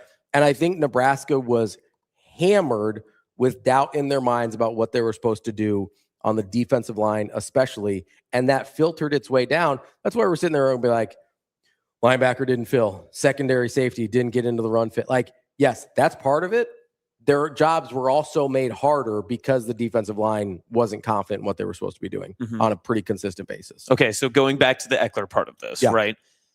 Everything that you said about everyone kind of going in the same direction, I'm trying not to use a row the boat reference. I'm doing my best. No, we were going to make it an Odyssey reference, right? Would have taken maybe even longer to get home if they weren't rowing the same way. Legitimately, though, I think that there is something. The way that rule came about, and again, this is coming from me, is not coming from inside sources or anything like that. This is just me, my opinion, how I've been reading tea leaves and when I listen to Rhule talk and all that other stuff, right? I think that there is something very significant to say about the way everyone saw it from the very beginning when he did Husker Radio Network updates and everything. And people, Kyle Crooks legitimately straight up asked him on Sports Nightlies, asked Rhule, what's going on with Mike Ekeler? And he laid it out plainly and simply. He just said directly, this is exactly what's happening. We've offered him a contract. He has not accepted the contract. We are waiting to hear back from him. I don't know what's going on. Yeah, that's basically what he said. I think that there is something to say that when you are Matt Rhule, Damon touched on this earlier, every part of your ship has to be going in the same direction. Every single part. Because we're past the point, like you had made a great point earlier, of accommodating for historical facts or historians or fans of the program. We are trying to win. And I credit Rhule with this so much, is that with all the doubters and everyone else that's around him and all the people online that want to say something, whether they're from Nebraska's fan base or otherwise, I think that there is something to say about Rhule standing 10 toes down and saying, I am the guy who is going to get us out of this. I am the guy. I believe in my path. I believe in the path that I am leading. Other people will tell you, why did you do this? Why are these hires being made? Why did you bring in this guy? All that. Why was Mike Ekeler allowed to leave? Why did all this stuff happen? If you don't believe that someone is rowing your boat in the same direction that you want it to go, you will go in circles forever. Yeah. And I think that's something that I was thinking about this morning, and maybe this doesn't apply to Mike Ekeler necessarily, but our biggest frustration with Frost for so long was that we just kept going in circles. It never got better, but it really didn't get worse. and they just kept hitting 4 wins and 5 wins, and we never got to a bowl game. Okay, so what do we do differently? Okay, so I'll get rid of this offensive coordinator. I'll hire a different offensive analyst. Oh, okay, right. So I gotta fire the defensive guy. You're right. He was not the right move. We're gonna see if we can bring in these different guys, right? We don't need a special teams coach. Okay, maybe we do need to bring in someone for special teams. You're right. All that stuff, it was just circling because he made so many accommodations for right or wrong, whether it was going to go the wrong direction and go completely away from home or if you were on your way back. They never were on one path together as an entire program, unified, none of that. Whether this sinks or floats, I'll give credit where credit is due. At least they're all going one direction now. And I believe that he has a lot of guys in line on his coaching staff, on the roster, everybody. And you said it earlier, there's a reason this many players decided to come back to Nebraska, because they all believe in the direction the ship is going. I like to believe in that too. I think that that is a great way to go about it. I think that's why you follow a leader. That's why you go and you follow someone like Matt Rhule. And also notably too, Matt Rhule is going to press his coaches way more than he's going to press his players for higher expectations. He'll put expectations on players, but he is going to demand the most out of his coaching staff more than anybody else that's inside of the walls of that program. His assistant coaches will get the brunt of a lot of the things that he goes up about. That's one thing he said in the offseason as well, that he didn't like when assistant coaches or other coordinators were going after players saying that they weren't good enough. He wanted the coaches to make the players good enough.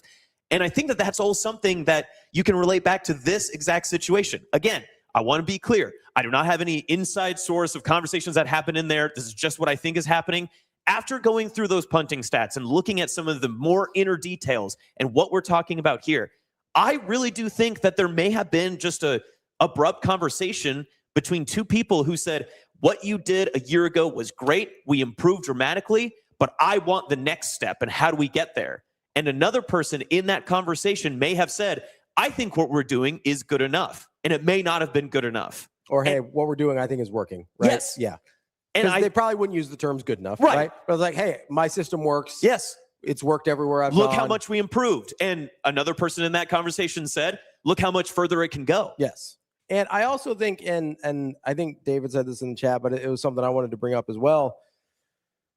You brought up a really good point with Rhule and just laying it out there pretty plainly. Like, Nebraska offered him an extension. Nebraska offered him to make him basically one of the couple highest paid special teams coordinators in the country. That's what Matt Rhule said. And I have no reason not to believe that isn't accurate. And Mike Ekeler didn't refute that, right? So I have no reason to believe that's not accurate. The thing that one of the things that I like the most about Rhule and the way that he goes about his business is this is a guy that wants to be here. We get enamored, and I've said this before, we get enamored with people that are from this place because we think they're one of us. And the people that are one of us are the people that actually want to be here. Mike Ekeler didn't want to be here, obviously, because he's not here. He had an extension on the table, be one of the highest paid special teams coordinators in the country, and he chose to be somewhere else, right? Scott Frost has talked numerous times about, well, I kind of had my arm twisted to get here, and I wasn't really sure if I wanted it. He didn't want to be here. And listen, that's fine. You don't have to want to be here, but if you don't want to be here, don't be here. And take the Nebraska football part out of it too. It's the most non-Nebraskan thing ever, coming from the sticks to the cities to wherever you live in Nebraska. If we have to pay you to love to be here, we don't want you here. You don't actually like to be here. You're not from here. You don't actually like to be People here. that are from here that want to be here are here. Yeah. I mean, Trev Alberts is a great example as well. Like, this has happened with a bunch of guys. I get Trev is from Iowa, but he played here. We felt like one of us, felt like he got it. He was working within the university system. And we're like, oh, we got our guy. He's one of us. He gets it. And then he's like, hey, I don't want to be here anymore. And that's fine. That's your prerogative. But I don't have, those aren't the people we need to ride with, right? Like, if Nebraska is going to get back to where we want them to be, or even get back to a place they haven't been in a while since Bo Pelini, 8, 9, 10 wins, right? You have to get people that want to be here. We talk about that all the time with players, with the retention rate. You have to talk about it with coaches too. Guys that actually want to be here, not just the head coach, because we talk about it with the head coach a little bit, but guys that actually want to be here, those are the guys that can make a difference. Because I guarantee that's one of the things PJ Fleck talked about with his retention rate and high school recruiting and guys that want to be at Minnesota. I mean, that's what he led off with. in his 10-minute spiel. Yeah. He said, head coach, they're the only team in the Big Ten. Head coach, offense coordinator, defense coordinator, quarterback, all back. Yes. People want to be there, and that's part of the secret sauce. People that go to Iowa want to be at Iowa.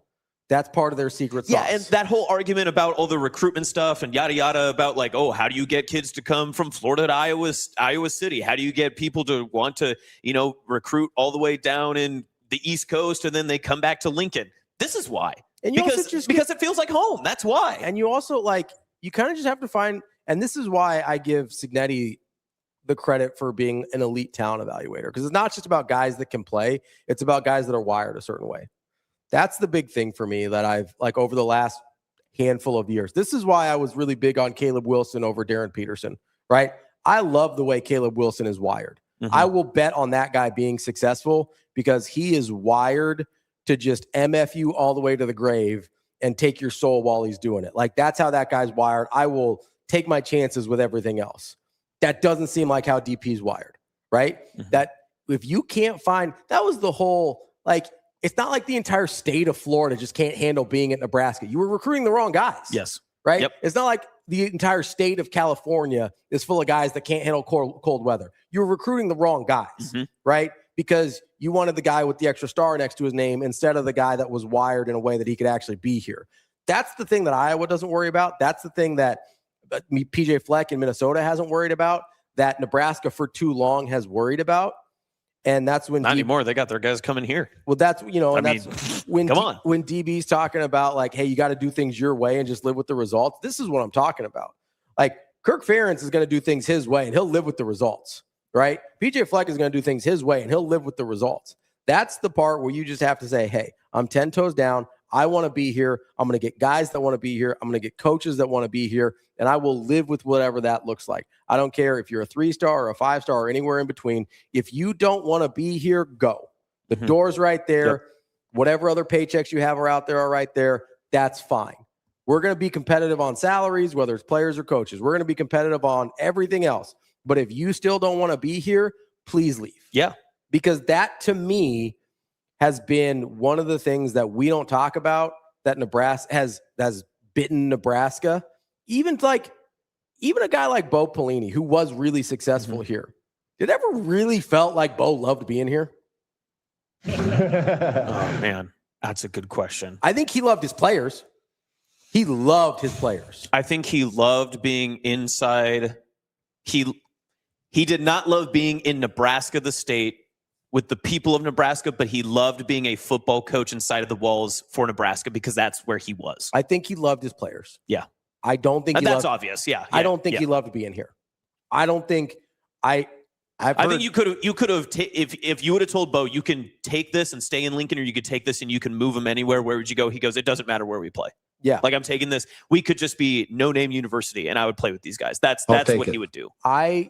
I think one of the biggest things that has bit Nebraska over the last 20 years is they've had too many guys, whether it's from president, looking at you, Ted Carter, AD, looking at you, Trev Alberts, head coach, looking at you, Scott Frost, assistants, looking at you, Mike Ekeler, players, looking at you, Dylan Raiola. Too many guys that don't actually want to be here. And also, let's just keep going down this list. I mean, I want to keep it football, but at Nebraska, Will Bolt, baseball, wants to be here, cares about the program, cares about the state. It's important that it's Nebraska that he's coaching, right? Fred Hoiberg, there's a reason that he's at Nebraska. Hoiberg's a great example because when Hoiberg got hired, there was a part of me that I wasn't sure if he actually wanted to be here or if he was just I want to get back into coaching. I was good at Iowa State, whatever. Everybody made a lot about his grandpa coached at Nebraska and whatever. And but how many times he could have cut bail and left? So that's the thing is he went through it. Yes. And it would have been really easy for a guy that has plenty of money and has been really good at this. And also would have gotten another job, by the way. Could have gone, and he's been an analyst before. Could have been an assistant GM. It would have been He fine. was an NBA coach. Someone's going to hire him. Yeah, he's a guy, even if it's not as a head coach, he would have gotten another job if he wanted one, right? Yes. And probably didn't need one if he didn't want one. It would have been really, really easy for that guy to say, and a guy that's had health conditions, had an easy out, right? A guy that's had legitimate problems with his health could have been man, this is too hard on me physically. I need to go, right? And nobody would have blamed him. That guy clearly wants to be here. Yep. Like, he has proved it over and over and over again. That guy clearly wants to be here. And guess what? You know, when the basketball program turned around, when he started finding players that also wanted to be here and also wanted to be part of the University of Nebraska, right? Like, Jamarcus Lawrence is maybe the best example. He was here. He still wants to be here. Maybe he didn't want to be here the first time, thought he could do better, leaves, comes back. I mean, there's a little Danny Kaelin there, right? Leaves, comes back. It's like, oh, man, no, I love this place. This is where I need to be, right? Guys, the entire program turned around when he found guys that wanted to be here. If you can, like, get it down to just that, I think Nebraska football will be just fine. And again, I've said it before too, but we've talked about the coaches, the adults that are in the room. Last year and many different times, even throughout this offseason, I have seen it so many times. I think that the players in the locker room for Nebraska football want what Rhule wants to. They want to be here.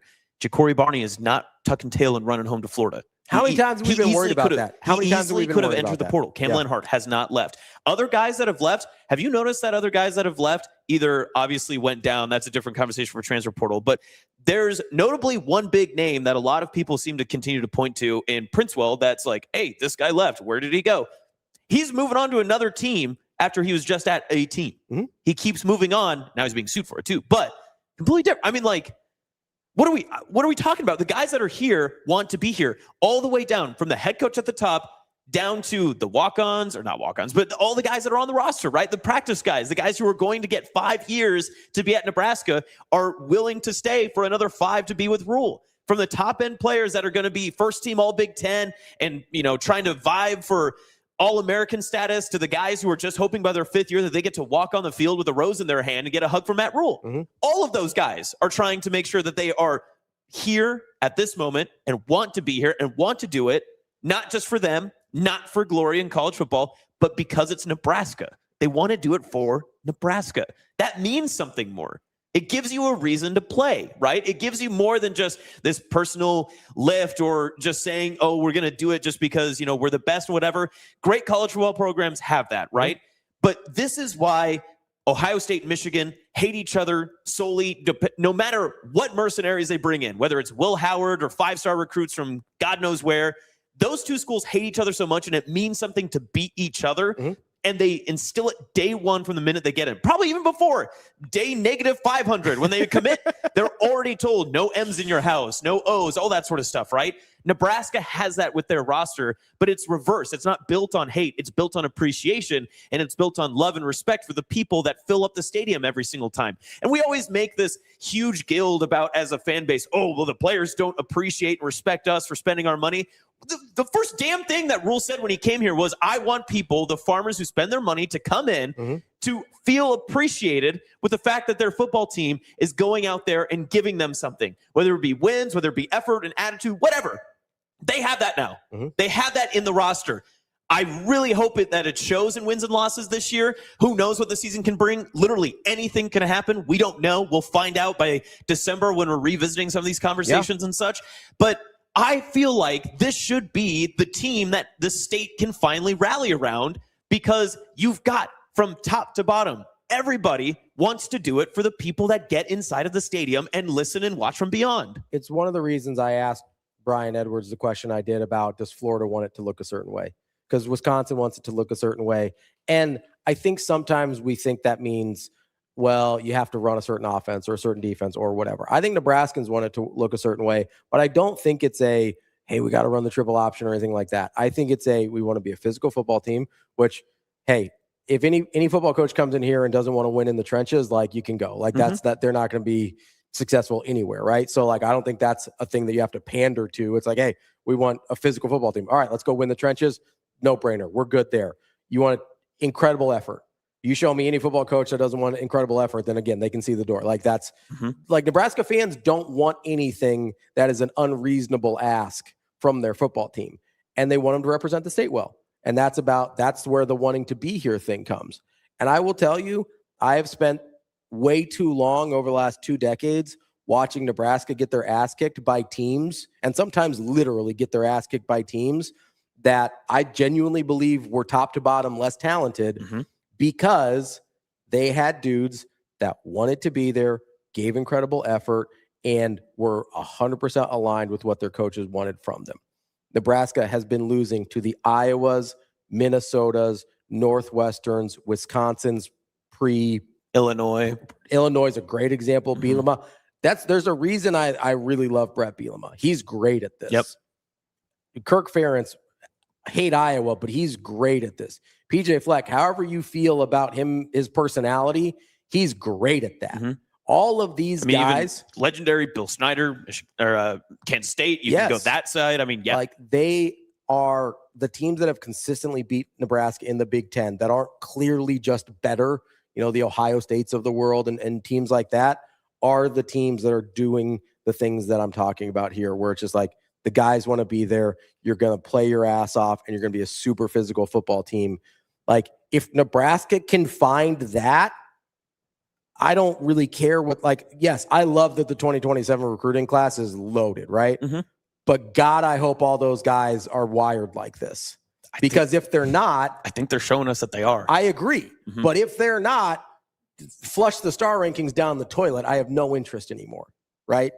Give me the Caleb Wilsons of the world, not the Darren Petersons, right? And that's, who knows? Darren Peterson might end up being a good NBA player. I don't think so, but whatever. Like, but I'm great example. He wasn't committed to the cause. But I'm not going to. I mean, Kansas basketball is an institution. It's religion. And he couldn't become a part of it. He couldn't buy in sitting in the greatest venue in college basketball. And I'm not rolling my dice with that. I'll take my chances over here with Caleb Wilson, who I know is just going to play his ass off. And wants to kill people. Like, that's, and I get they were both 5 stars coming out. I get it, whatever. But like, that's why it's important to not just look at where guys are rated, but how guys are wired. Give me my Caleb Wilsons all day and I will take my chances. That's why, like, I think Anthony Calandri is a dog. Like, that dude's a gamer. I think he's got a little Diego Pavia in him, like, in terms of just like that edge and that whatever. And again, you want to talk about a guy in like the Fred Hoiberg scenario that in the example we used earlier. You get told that you're not the number one option. He could have said, I don't need you. I don't want to be there. Right. You could say, I wanted to go to Nebraska. I liked what we were doing. I like that you came back to me. I like this attention, but you didn't want me first. You picked someone else very publicly and you lost. You lost your prom date. Now you're asking me. And he still wanted to be a part of it. Not only that, he's ultra committed to it. I think it's a lot simpler sometimes than we make it out to be. Now, again, DB and I have done this a lot. The simple is not always easy, right? Pretty simple path, pretty hard to do. That's why not everybody's Kurt Signetti. His ability to find guys that can play physically the way he needs them to and are wired the way he needs them to be is, I think, unmatched in all of college football. I would argue that was one of the things that superpowered Saban's early dynasty at Alabama, like, was Signetti's ability to realize that. It's why Saban didn't want to let him go. That is a really difficult skill to have down, but it's a non-negotiable to find guys that really want to be there. You can't be begging people. Like, the girl that you have to beg to go out with you and finally says yes, like, that relationship's not going to last, man. It's just not. 9 times out of 10, that's not going to go the way you want it to. Jeez, and now I'm hoping that I'm the one. It's tough. We're not bringing that story up. I think there are other factors there with you and Dr. Fiance, but we'll get to that in marriage counseling. It's fine. Pre-marriage counseling. Pre-marriage counseling. Thank you. No, okay, so just to... because I know Shane is getting antsy. Just to make this the Mike Ekeler of it all, because we got off on a tangent, but it's all the same thing. I think right? it all ties back to the same thing. And I know that, again, like, I hate saying it this way, but it feels like the right answer and the reason why he left was to go to USC because he wanted more responsibilities and duties. And you know what? That is true. I'll give him that. That is true. All that sort of stuff. But I think that there's also a part of it that's, when you get into those offseason conversations and you start to realize, like, listen, we can improve better. There are pieces of this statistical data that we can go through and we can say, hey, game feel, game flow, all that sort of stuff when it comes to the special teams. And also, your added responsibility may not be what the vision I have for what this program needs right now. And giving that to you may not be what's in the best interest for us. Well, and I think you can sum it up like this, right? Yes, he wanted to coach linebackers. That is theoretically why he left. Okay, sure. But it's a great microcosm of him. What he wanted and his agenda was more important to him than what the University of Nebraska wanted and needed, right? That's what you can't have, because it's not like he wasn't going to be compensated well enough. That was clearly on the table for him to be compensated basically as well as anybody in the country for what he does. Yep.